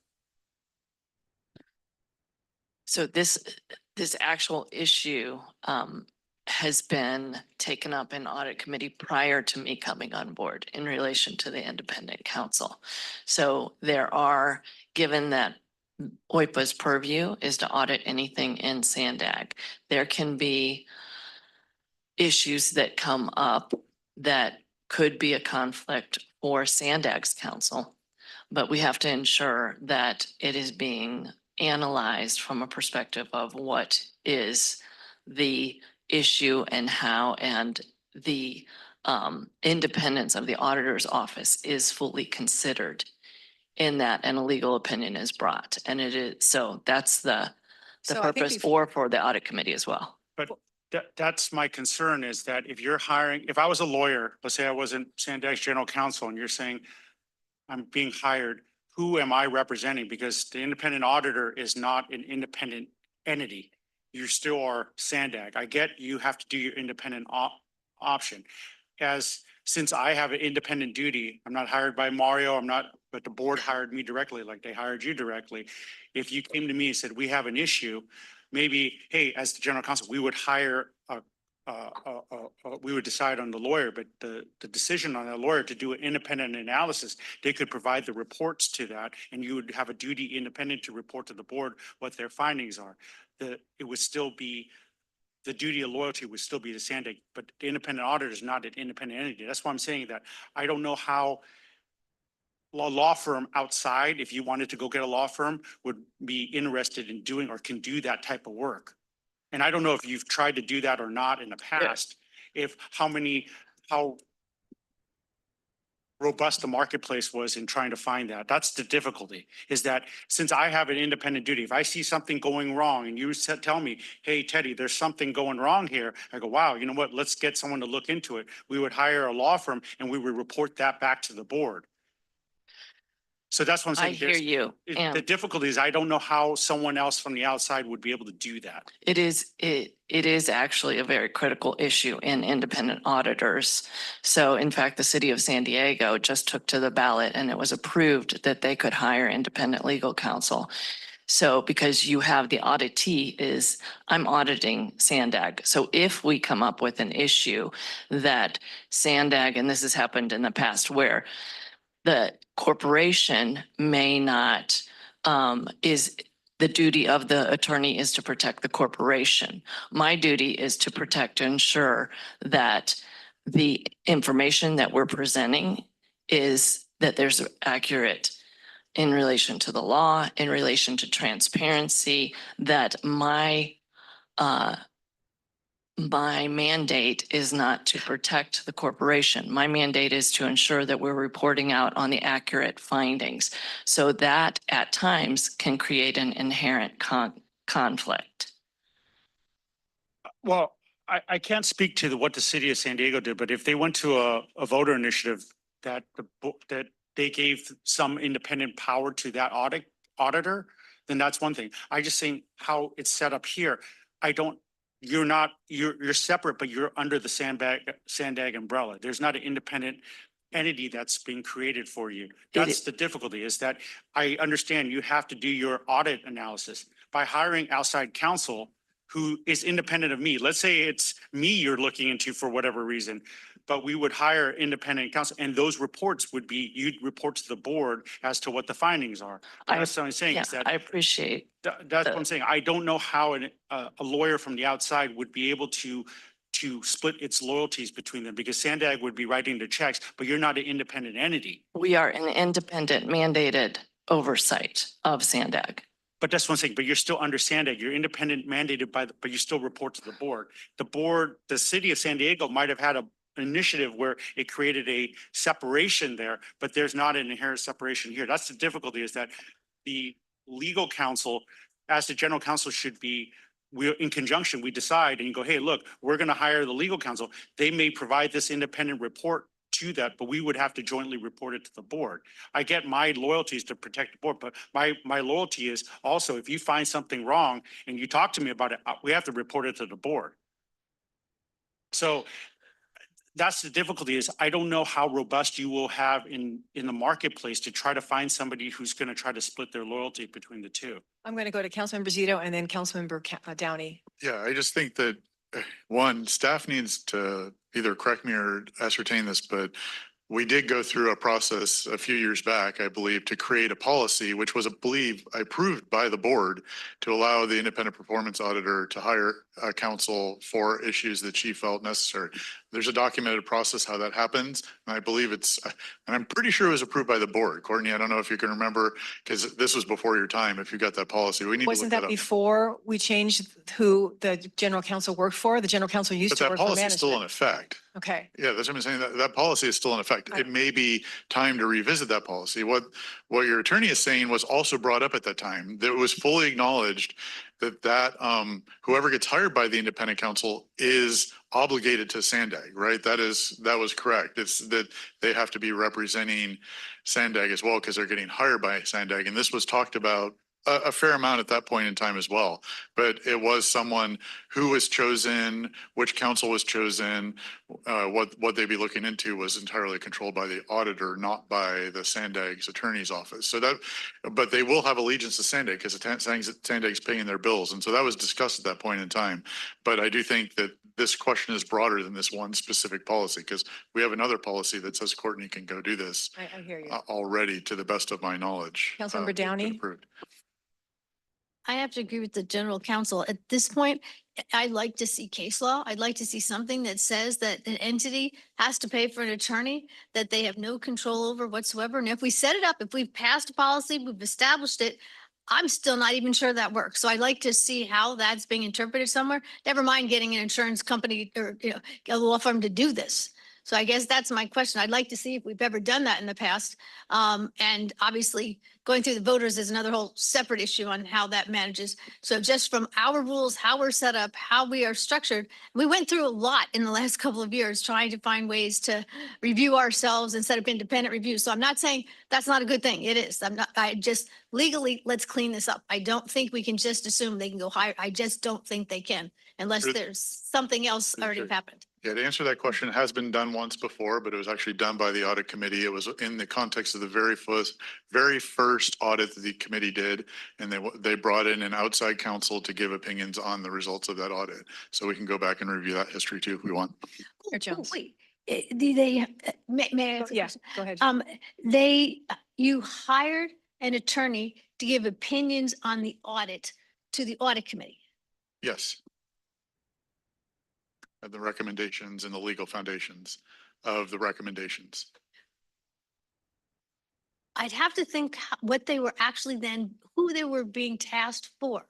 Because that's actually the way you phrase that is a little bit quirky.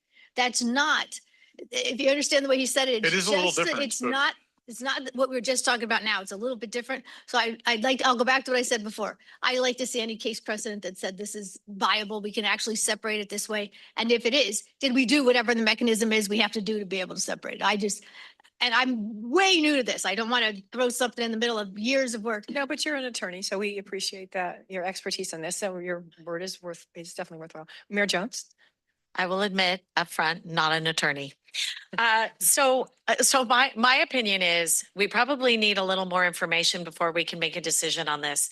So Alfred works for the board to support us. Teddy, you work for the board, but also SANDAG, and you're supposed to have SANDAG as your main client. I think that it would be important for our independent auditor to actually have legal representation, but I want to figure out how everyone thinks their roles should be put together before I make a decision, because I don't feel informed enough and I feel like this is kind of a monkey wrench. So maybe we could get our two attorneys and our audit committee or our independent auditor to come up with what the clear expectations would be, because I always feel like knowing what those expectations would be important. And then a clear path of how we would be able to achieve that, to make our independent auditor feel like she is getting what she needs. And then also we're sufficiently protected as well as the agency itself. So we've got a triangle here. Yeah, and I agree with that approach. I think that we definitely need more information because of the changes that we've made with who hires the general counsel, yet also wanting to make sure that the independent auditor is able to use legal services when and how she needs to as well, to make sure. So there's got to be a way to do this where there is a real clear client attorney relationship, and that also, come to think of it, what attorney would really want to apply for this, right? Wouldn't that preclude them from a lot of other. Yeah, that's SANDAG the work. other issue is that if, as a business principle, that if you get a law firm who's doing this, they would maybe perhaps precluding, trying to get working for you, they may preclude their work from working with SANDAG as a whole. So are you going to get a robust marketplace to try to be interested in doing that? I don't know the answer to that question. So with that being said, if the board can consider this, maybe to complete independence, we can request the board counsel who's an independent firm, maybe to do an analysis like this and see where they come back with, because obviously you heard my opinion on this. I don't want it to be biased and I want it to be independent, but maybe Alfred and an Osman firm can go about this and Yeah, let's gain do that. I information. think that's a great idea. Courtney, and then Councilmember LaCava. Through the chair, can we come, before we agree to that, can we just come back with some analysis? I think that there is other offices that do this and provide you the information in relation to why it would be, because we did, as former Chair Zito said, we went through the process on this. I was a part of the selection committee that the city of San Diego just completed for their outside audit, their outside legal services. And I understand your concerns around the client. And we did talk about that. So I think if we bring some information back first. Well, I think that we can do first both, step. right? I mean, if you give the information to Alfred, that would be of help to his analysis. Yeah, that work? Okay, all right. Councilmember Yeah, LaCava. just real quickly, just to build on what Courtney has said. So we have independent for both the auditor and the ethics commission. They don't use them on a regular basis, but there are moments where the person you're investigating may be too close, may involve even the legal counsel, or the legal counsel may refuse to be cooperative. And so it's more like a safety valve as opposed to a whole new panel. And there are firms. The biggest question we face is that most of the firms are giant firms, and we have to figure out whether there's a firewall and whether we agree with the firewall, because they may be doing work with SANDAG. But I'm not a lawyer. I'm not in this field. I'm stretching myself a little bit. But I think there is robust interest in performing these very isolated and unique tasks when the moment calls for it. So, And to the vice chair's point, the firewalls, we've talked about the firewall. Yeah. I do believe when we went through the process, and I'll have to look back at this though, that I or the audit committee would be the client in that. And I think that's the same in the city of San Diego. So to ensure the independence and to ensure that they're representing, and then those legal opinions, if they're part of whatever we're doing, obviously would be brought forward if necessary. And then the last thing I'll say, I put a motion, nobody seconded, so I figured the motion's gone. You made quite a few suggestions. I don't know if anybody actually reacted to them. I haven't had any reactions, so let me just enumerate them. How Yeah. about that? Would that be good? Yeah. So would be there be no distinction between the audit committee in terms of chair and vice chair appointments than any other of the committees that we have per AB 805, that the chair continues to do that. That the selection committee process is a little hybrid between what is recommended and what has been, that the selection committee process, which now I have to find, includes a audit committee member, board member, and an audit committee public member. And that the OIPA and or one of her staff or higher level people and can sit in on the selection process to inform the selection committee of what the job is, basically. But that otherwise, we strike the CEO and the independent performance auditor from being part of the voting on the public members, so that there is no conflict inherent. Yes. Yeah, Councilmember I just Zito. wanted to give some additional input. Again, just as one of the former chair, one of the things I ran into, I'll challenge your statement a little bit. In the audit committee is different because it's the only committee that has 3 expert voting public members on it of all the PACs that are totally different. And one of the challenges I was faced as chair is that there's only 5 members. That means without violating the Brown Act, you can only talk to one other member outside of a notice meeting. So when I was dealing with issues, I could either talk to my vice chair or I could talk to a public member, but I could not talk to both. And I think in that sense, it might be nice in certain circumstances, if it's possible, the vice chair could be a public member, because then you can rely on the expertise that you're bringing in these public So members the in chair of the for. board could appoint a public member as the. No, I know, but the chair of the board doesn't know that. It's the chair, the audit committee members know what the best balance is going to be for the committee. And it goes back to that level of, you know, knowledge that's internal to the committee and letting them sort that out. But that's the one difference, is you have these expert public members that might be able to provide some input from a leadership perspective and why that recommendation came up. So, you know, from my perspective, I could easily see you know, the strong argument. I'm actually, the original recommendation that came out of the audit committee was both the chair and the vice chair were entirely appointed by the audit committee, but I felt pretty strongly that the chair needs to have a good working relationship with the chair of the board and have a good board overview as well. So that's why we switched to at least the chair needs to be one of the two members, but certainly makes a lot of sense for the chair to appoint the chair. But I do think having the audit committee select the vice chair is a useful tool for the committee to be able to take advantage of, because of the limitation in five member voting. And the other thing I wanted to point out is, with your recommendation, are we removing any SANDAG executive office participation as well? Yes. Okay. And again, keep in mind, one of the reasons that we had that participation was because, of course, they know the most about the SANDAG operations, but it also then provided a counterbalance to the participation by the audit committee, the auditor's office. So you had the auditor's office represented, you had management represented. They each had their own input without making the process feel unbalanced in that Well, way. perhaps then the CEO could be part of that education process to the selection committee as well as the OIPA, but not engaged in the voting. Oh, that's what I'm process. saying. Yes, right. Not the Okay, all right. CEO, but Okay. the CFO or representative. Yes, Yeah. but not a voting member then. Yes. Yes, okay. And then in terms of the chair, vice chair, would somebody else please weigh in? I'm just one person. I again I still think it could be a slippery slope for the other committees. But that's my opinion, and I haven't heard anybody else's. City of San Diego, we have two council members and 3 public. We appoint the chair and the vice chair, and they're both the council members.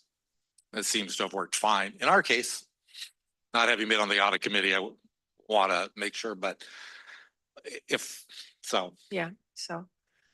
This was an important part for the audit committee. I think that Dave Zito kind of mentioned that, you know, perhaps that the vice chairs put on by the committee. It just tends to give them a little bit more appreciation. Again, we ask a lot of the public members, the qualifications are pretty high, and to do it for a volunteer basis, I think is important that their voice be heard. Councilmember Downey. This is a long time ago, when I was the chair of the Environmental Mitigation Program Committee, and then actually the Energy Working Group. I was the chair as the elected of the Energy Working Group, but because we did not have anybody else who was elected that had any real experience in energy law, my vice chair was the director of the Energy Policy Initiative Center, because that was the expert. And in a weird way, he hired me to teach for him. And then I wound up chairing his board when I left the board. So we were experts in the field, and we easily went back and forth. So I understood the recommendation. There wasn't anybody amongst everybody that was there that had any background in everything that we were trying to do. But I didn't think of it because we were a working group though. So it was not the RPC or the auditing committee, but I understand what you're saying. So I'm trying to figure out, is there a middle ground somewhere that the chair from the audit committee could make the recommendation of the vice chair? Just because I do understand sometimes you really do need another expert in the field. I think that's a good middle ground, so that the chair would, well, how about this? The chair would appoint the vice chair from among the public members. Yeah. Yeah, okay, as long as, okay, all right. So staff, do you have the motion? Okay, the motion is the proposed changes to Standing Board Policy 39 with the exception of the proposed changes to the section 2.4, which is the attorney stuff, of the chair selecting the what? Okay, inclusion. I think I better wait until you're finished typing. Okay. Chair. Yeah, yes, and Everlyn. In the alternative, Chair, we could also take direction from this committee to incorporate all the feedback that was discussed, incorporate that into a new red line, and then bring that back with the analysis that the committee It'd has be kind of directed. good to get this done so we can get some public members, on board because I think they're all expired right now. So they're expired, right? All We three have an public active members. recruitment that's under the current policy. Sorry, through the chair. Yeah. So, yeah. That means they're empty if they're recruiting. Yeah, staff just suggested we get this part done and we'll just come back with other. Okay, is this complete up here? The proposed, you should say changes to Standing Board Policy 39 with the exception of the proposed changes to section 2.4 and inclusion of the chair selecting the vice chair among the public members. No. The change of the word term to contract. Okay, so wait. With the exception of the provision and inclusion of the chair selecting both the chair and chair of the board selects the chair and selects the vice chair from among the public members. The change of the word term to contract in section 5.1 and the inclusion of board evaluation of compensation in sections 3.1.5 and 3.1.11 be sent to the board in reviewed in closed session. The removal of the OIPA staff and internal SANDAG staff from the screening committee voting committee, but the aforementioned staff will be available to assist the screening committee with questions or briefings of section 4.2.3 and the deferral of the proposed changes to section 6.1 to allow board counsel to provide an analysis and the deletion of board policy 42, the creation of new board policy 43, and then recommend to the board of directors for approval. Teddy. Just to clarify for purposes of the motion where it references the chair selecting the vice chair, just want to be clear that it is the board chair. board selecting chair. The audit committee vice chair from among the public members. Yeah, the board chair selects the chair of the audit committee and selects the vice chair of the audit committee from among the public members. Yes. Okay. Chair, Yes, Courtney. on that, can I make a recommended suggestion that, because this is going to take a long time to come back, on 6.1.4, that we strike that independent outside legal counsel under contract with the independent performance auditor. That way, if there is a situation where I would need a subpoena right now, I would confer with legal counsel, OGC, and then we can come back further on the discussion of independent legal counsel. Okay, so that is 6.1.4. So we will, it shall seek legal counsel from the Office of General Counsel, period, right?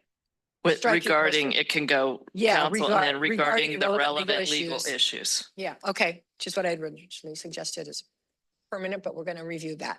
Okay. Okay. Keep saying 6.1.4. I think it's 6.14. 6.14, you're right. I'm Yes, sorry, 6.14. 6.14. on page 7 of the item. Okay, well, let's just vote. Yes, yep. All in favor? Aye. Any noes? Any abstentions? Okay, the motion carries and we'll come back with that one. Apologies, Chair. Thank you so much. I think we lose our quorum now. Yeah.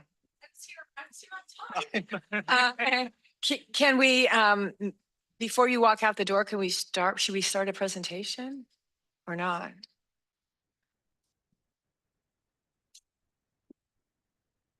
Yeah, we can start, but.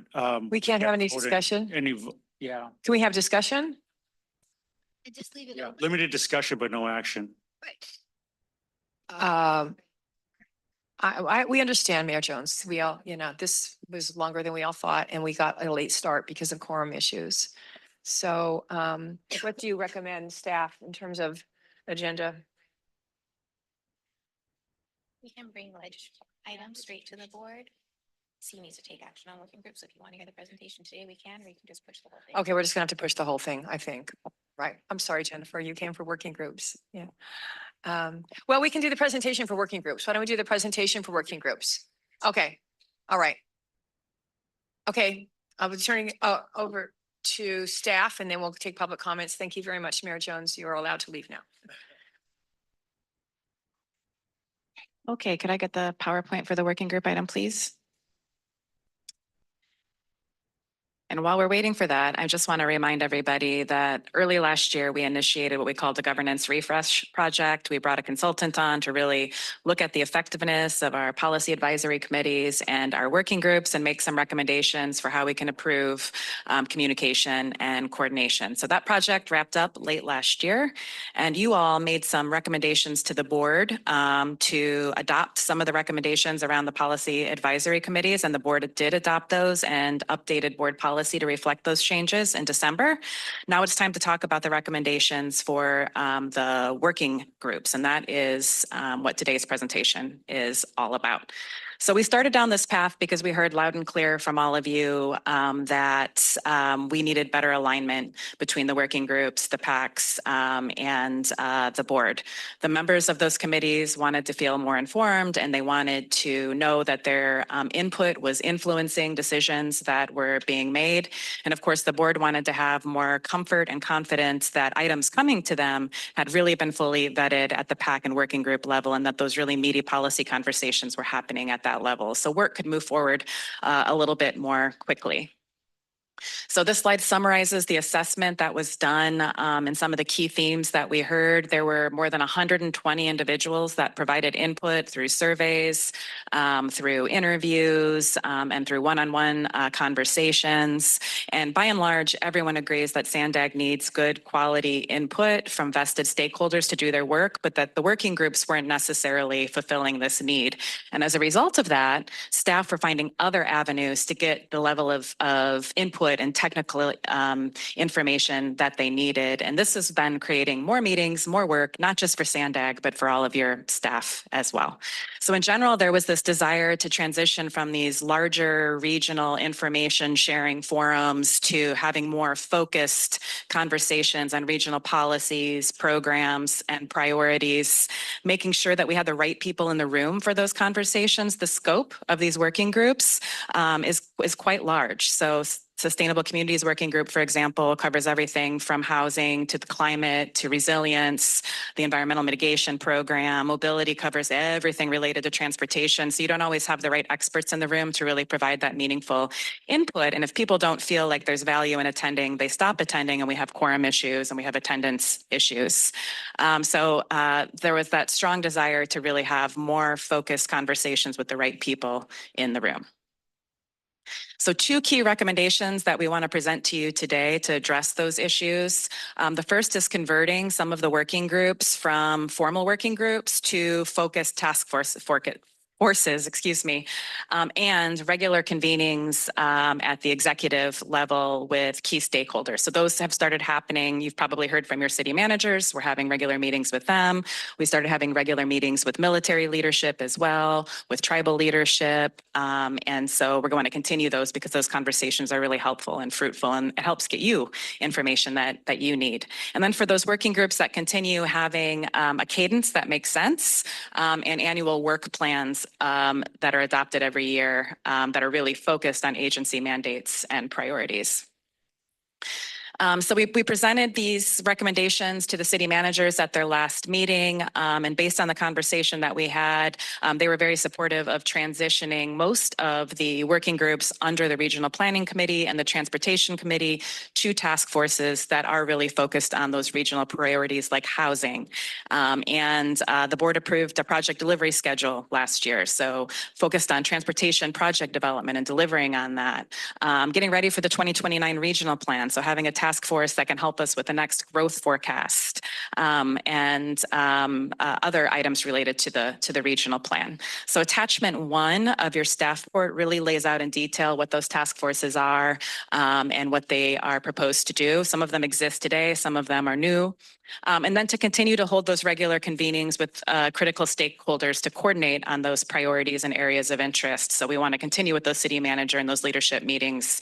And then at the project level, staff already has a lot of meetings and coordinates directly with agency staff that are affected by those projects. So attachment 3 is a list of what we call project development teams that are either current or that are going to be starting up pretty soon as the new projects kick off. We have more than 20 currently active project development teams that we're getting input from staff at your agencies, the transit operators, Caltrans, and other stakeholders. So what does this look like? That animation went really quickly, but there are a number of working groups that were under the Transportation Committee and Regional Planning Committee that are being, that we're proposing convert to these task forces here. The one working group that would remain as it is the Social Services Transportation Advisory Committee. This is mandated, it's required. This is a group that really weighs in on specialized transportation for people with disabilities and seniors. So the coordinated plan that the Transportation Committee approved last year is one of those areas of responsibility for that group. The change, though, is meeting cadence that we're proposing, so switching to quarterly from every other month currently. And their charter has been updated along with an annual work plan. That's included in your staff report as attachment 3 for your approval today. So some of the task forces are existing, some of them are newly proposed.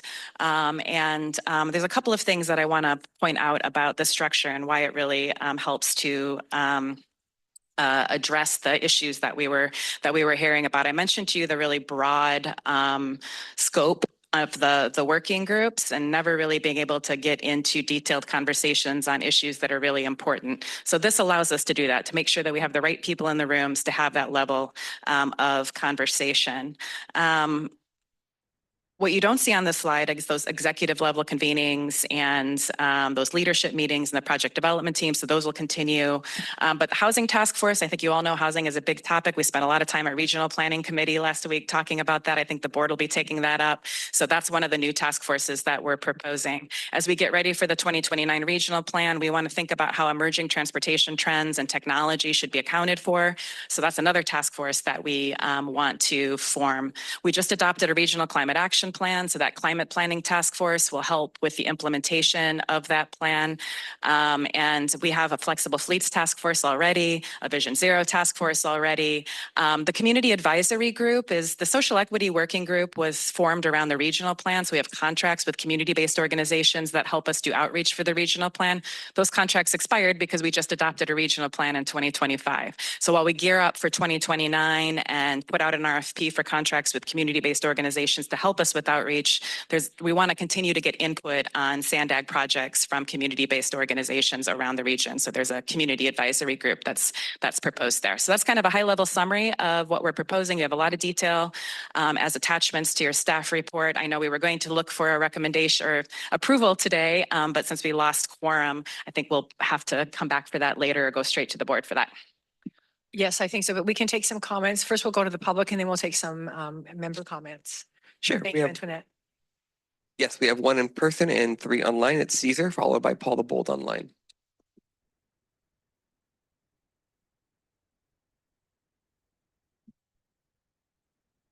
Cesar and Purita. Very touching.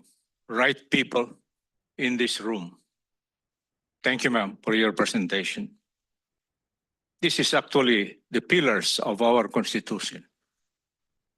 Patterns of governance. Right people. Under God, indivisible. Where are our representatives from the spiritual powerhouse?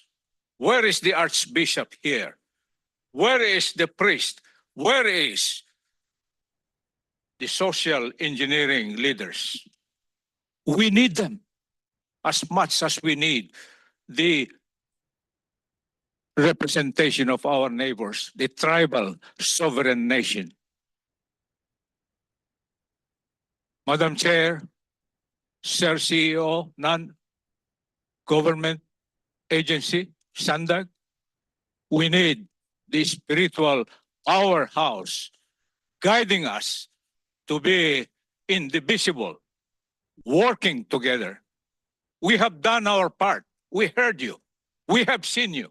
We have seen how the city leadership is destroying our city. We need divine intervention with this powerhouse, this spiritual power coming from our churches, whether it is Muslim, whether it is Episcopal, name it. We have thousands of faith and religious homes right here in our region. We need them to strengthen our moral dimension, to inspire us, to give us the hope and faith that San Diegans will survive in these challenging times. Napis virus is spreading too fast. You know that, Councilor Lacaba. Thank you. You're Your an time has environmental- expired. Next is Paul the Bold Online, followed by Truth. This is item 6, the SANDAG Working Group update.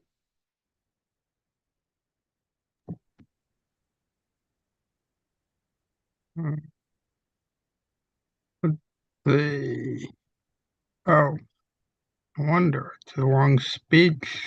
Sorry. The working group update.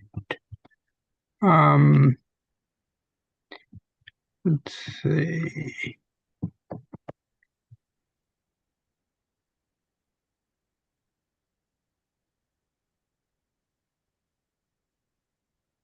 Go ahead, Paul.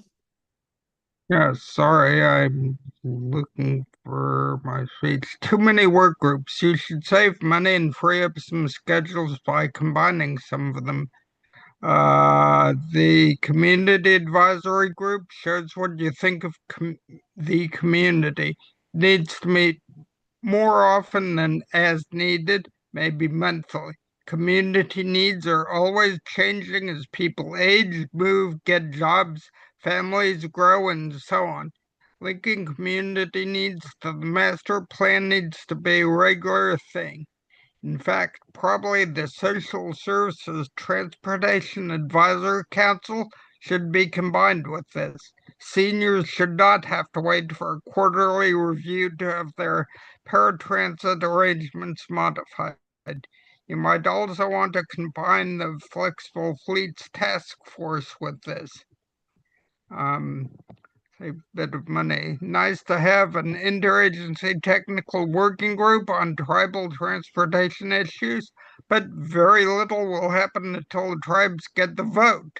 And I'm not sure why only the federally recognized tribes are on the work group. Also, I think it should be combined with the tribal task force and meet monthly. The Vision Zero task force or anything having to do with safety needs to meet as needed. When a safety issue arises, looks to me like the new work groups are not needed and are an invitation to stress staff with more work, in quotes, or maybe a chance for a midday nap like Thank you. Your time president. has expired. Next is Truth, followed by the original draw. This is item 6. Hey, how do you confirm that those on the Social Services Council are with limited means? Is that a no verification thing again? Changing a bunch of group names to task force does not mean they're going to do a more professional job of overseeing anything. I'm concerned the useless freeway lid for Barrio Logan will become vandalized with racist, communist trash graffiti. Under the active and planned project development teams, shouldn't the Rapid 277 include a planning group, not just the county? I look forward to Rapid 483 and how rapid it really could be all the way from Riverside to San Marcos on an inefficient bus. Who's deciding the draft area served by these new rapid bus routes? Where is the money to pay for them when MTS is way off the fiscal cliff due to their horrible union-controlled policies? Why would the city of Santee need a bus to the Blue Line when they don't even have a bus route to City Hall? Why does there need to be a bi-monthly meeting on a downtown bus stopover when this topic has been discussed for years? Rent a closet with bathroom breaks and be done with it. I'd like some public discussion on what La Mesa is planning for their trolley station. I look forward to the transit fare increase debacle from the inept MTS and its direct enabler, SANDAG. If the Social Services Council is supposed to identify the transportation needs of persons of limited means, how does that reconcile together by raising their cost of living? For the record, according to the Voice of San Diego, quote, California transit agencies are having a tough time.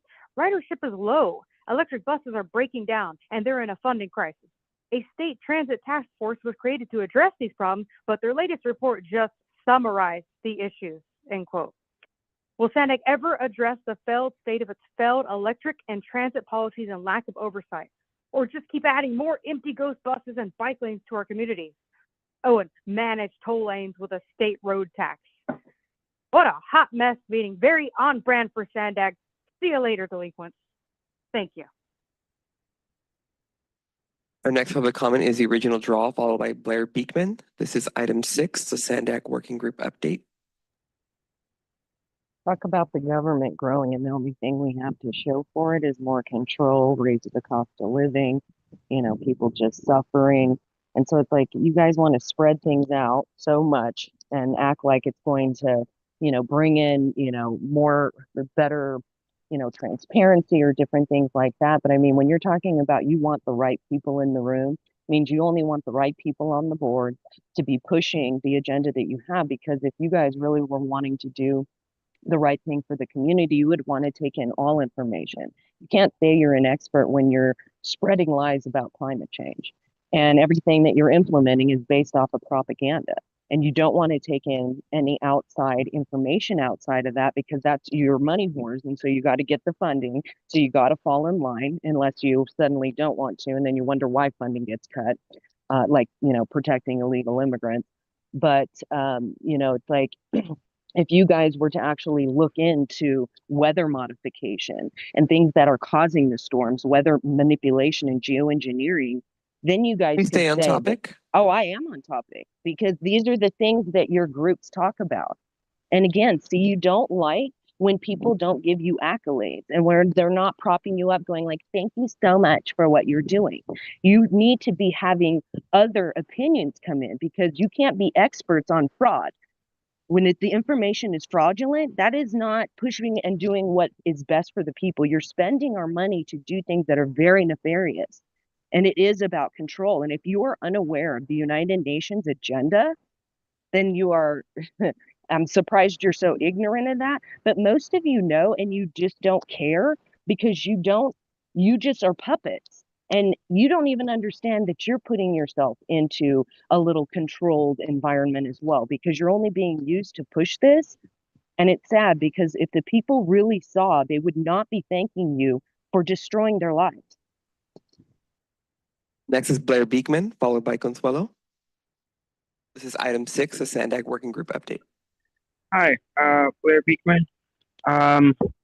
Yeah, thanks for the meeting today. My public comment was during Maui's, half-hour downpours, so it was a lot of work to speak. Thank you. I hope Consuela's words, she offered a very nice reply about how to interpret the Brown Act. I hope we work on our public speaker items patiently. Good luck in those efforts for all of us in cooperation. Paul LeBold on the previous item offered audit concerns that I think can be relevant to the working group items that I hope our audit committees can have a full voice in their opinions, and that can be respected for the future of SANDAG. I hope their voice is not cut out in any way. The Vision Zero a working group here speaks to what I've been always trying to talk about. I hope they're working on how to really bring together a holistic approach to the future of, bicycle safety, traffic safety, pedestrian safety. Inviting an open public process is, I think, some of the goals of Vision Zero. It isn't to have better and better law enforcement. It's to have a holistic community approach. And that to me is tech accountability and all the good work that it can do and is capable of. I think I heard indigenous group work that can be part of the working group process. that you had a great Indigenous group meeting a couple of weeks ago. It was awesome, you know, laying out what they need for their housing issues in the future. Man, really good luck how to bring in tech accountability to Indigenous projects and their future of broadband and the like. You know, creating a space where all the community can be involved in their process, you know, learning to talk to each other more clearly. It's the potential of tech accountability is awesome. Please consider it. Thank you. And our last public comment is Consuelo. This is item 6, SANDAG Working Group Update.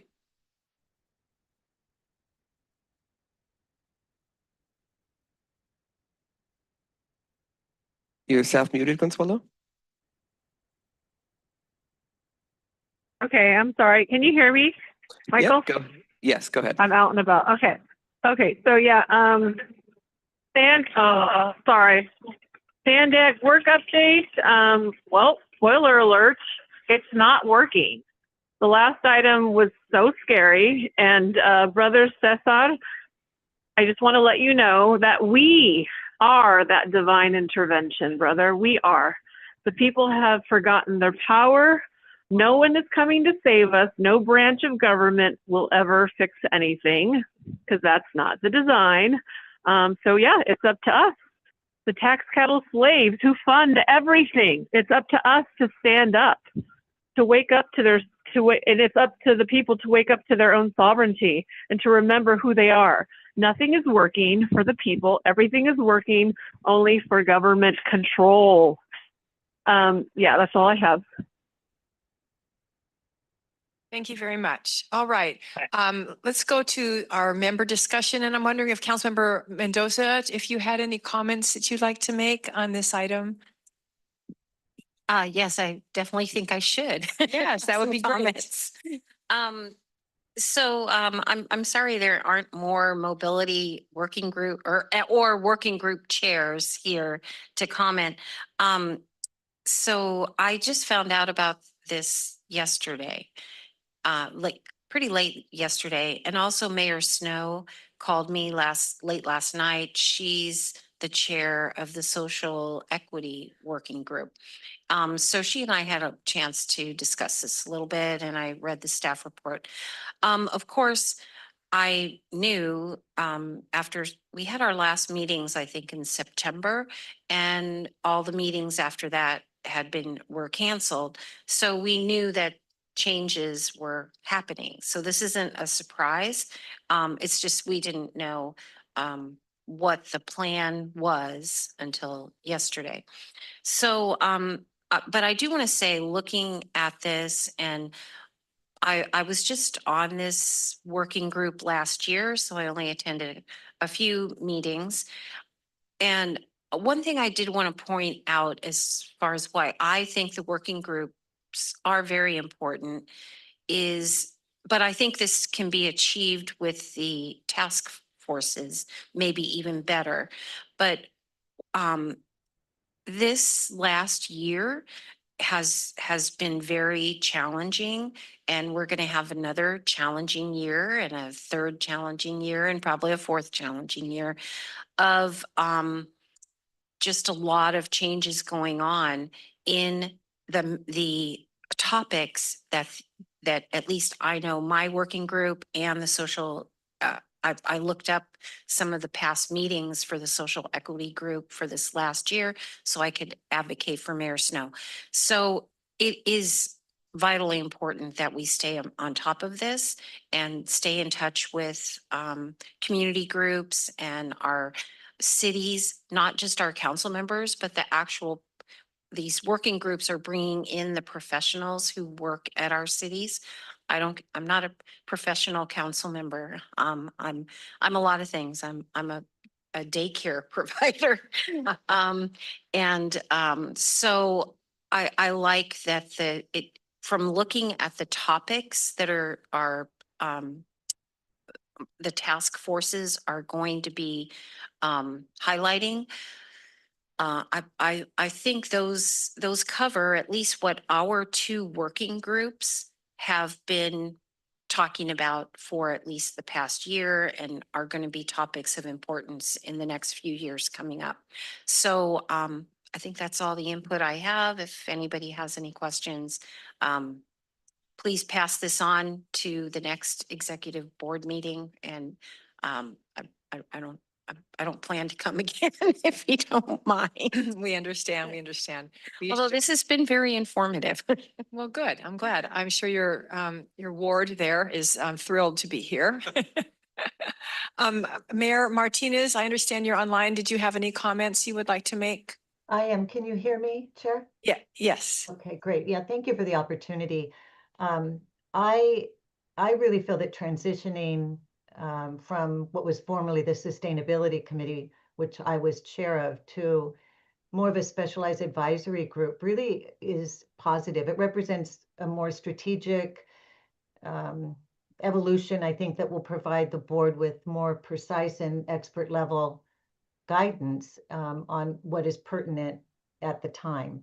So, as the former chair of now the disbanded Sustainability Committee, I do support the staff's recommendations because I think it will replace what was a broad and kind of general agenda or mandate to really focus bodies that will be capable of a meaningful progress, whether it be housing legislation or whatever that topic is. And at the end of the day, I think that the members of the committees will feel a lot more rewarded and a lot more valued. So, I'm speaking about the Sustainability Committee, which I chaired, but looking at the different task force groups that are recommended by staff, I highly recommend that too. I think it's just a really positive step forward for the members and most importantly, the board to make their decisions in our region. Excellent. Thank you so much, Mayor Martinez. Appreciate you joining us. Thank you. Any other members? Councilman or Mayor Sanchez? Thank you very much. I do like what is being presented. I just had a couple of questions. Number one, I do like that we're incorporating a lot more of the cities in terms of the staff. I think that's very, very helpful because when I have my conversations with staff, sometimes there's a disconnect. And so I'm not the best translator from what happens here to staff and, hope that they are sometimes watching because it's not just reading the materials, it's really looking at, watching the interaction and kind of ideas that end up coming out from here. I did have a question about proposed changes, the one slide that has Transportation Committee and then Regional Planning Committee and then all the gray boxes. I don't know if we can get there. But basically I was wondering, how do we get what happens at these task forces and newly constructed, will their work somehow also be communicated to Transportation Committee and Regional Planning Committee? Is that because there's 4 rows? Actually, rows is this way. There are Columns. Columns, yeah, columns. And so is it the first 2 columns that are under Transportation Committee? Is that where they're going to be, somehow funneled up? They're not actually perfectly aligned with the different committees there because there's a lot more task forces. But the answer is yes. So those task forces will be providing that technical input, and then we'll be bringing that back up through the Transportation Committee, Regional Planning Committee, making sure that it's part of the presentation, part of the staff report that comes to you all. So you know that your technical staff have really vetted these things and provided good information. And then from there, it goes to the Executive Committee and then to the board, or how does, what is the? It really depends on the item and the charter for the different groups. So some things only go to the Transportation Committee and don't have to go to the board because the Transportation Committee can make recommendations and decisions. I guess I was trying to think, well, how does everything, connect? And so, I think this is really great. There's a lot of work to be had. There are folks who have expertise in certain things, and I really appreciate that. And I really love this idea of all of us talking to each other and, through that, presenting the best. Yeah, and Mayor, just to add, I think the additional part that the chair and everybody's trying to put in is on the executive committee, that will be like our business committee and Right. providing us guidance to staff of how to manage on the management part of the organization. And then, of course, transportational committee and regional planning have very specific areas that they focus and oversight. But I think it's also important to highlight that sometimes a technical recommendation by some of the teams may go float to the exec committee because it's part of the business of the organization, as you saw today's robust discussion on the policy regarding the audit committee.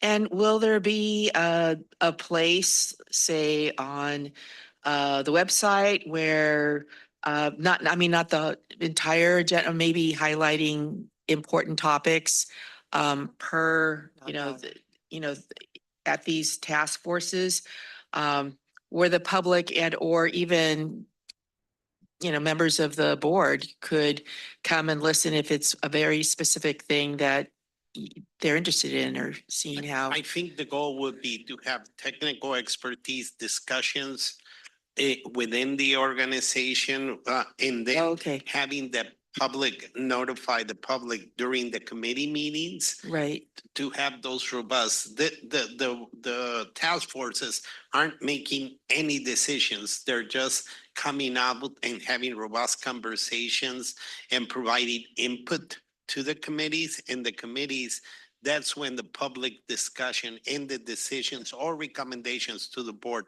will be coming. Right. Okay, well, thank you. Thanks for the great work. Thank you. Councilmember Downey. I wanted to say, first off, I applaud this focus and restructuring. My city did the same thing. And unfortunately, I'm sorry I didn't get a chance to tell Councilwoman Mendoza. We had the same thing happen. Some of our working groups felt blindsided. So I'm sorry if any of our groups didn't see it coming. But it was a long process for us, and it just took, we finally took action, and I didn't realize we were finally going to do it.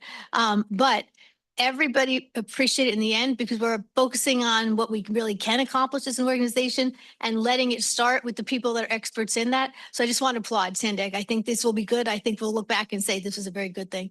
But one of the things we did realize from the small working groups that we gave them a little freedom because we said, we can't keep going off on these tangents. We have to focus on what the mission of the organization is. But if you have an idea you think we could do, then you bring it up to the staff of the working group and then we can figure that out. So it helped work both ways. So I just wanted to thank you. That's great. Okay. Thank you so much. We can't take any action on this for lack of quorum, but it'll go to the board. Appreciate all the work that went into this. And I too agree. I think it's a really good move.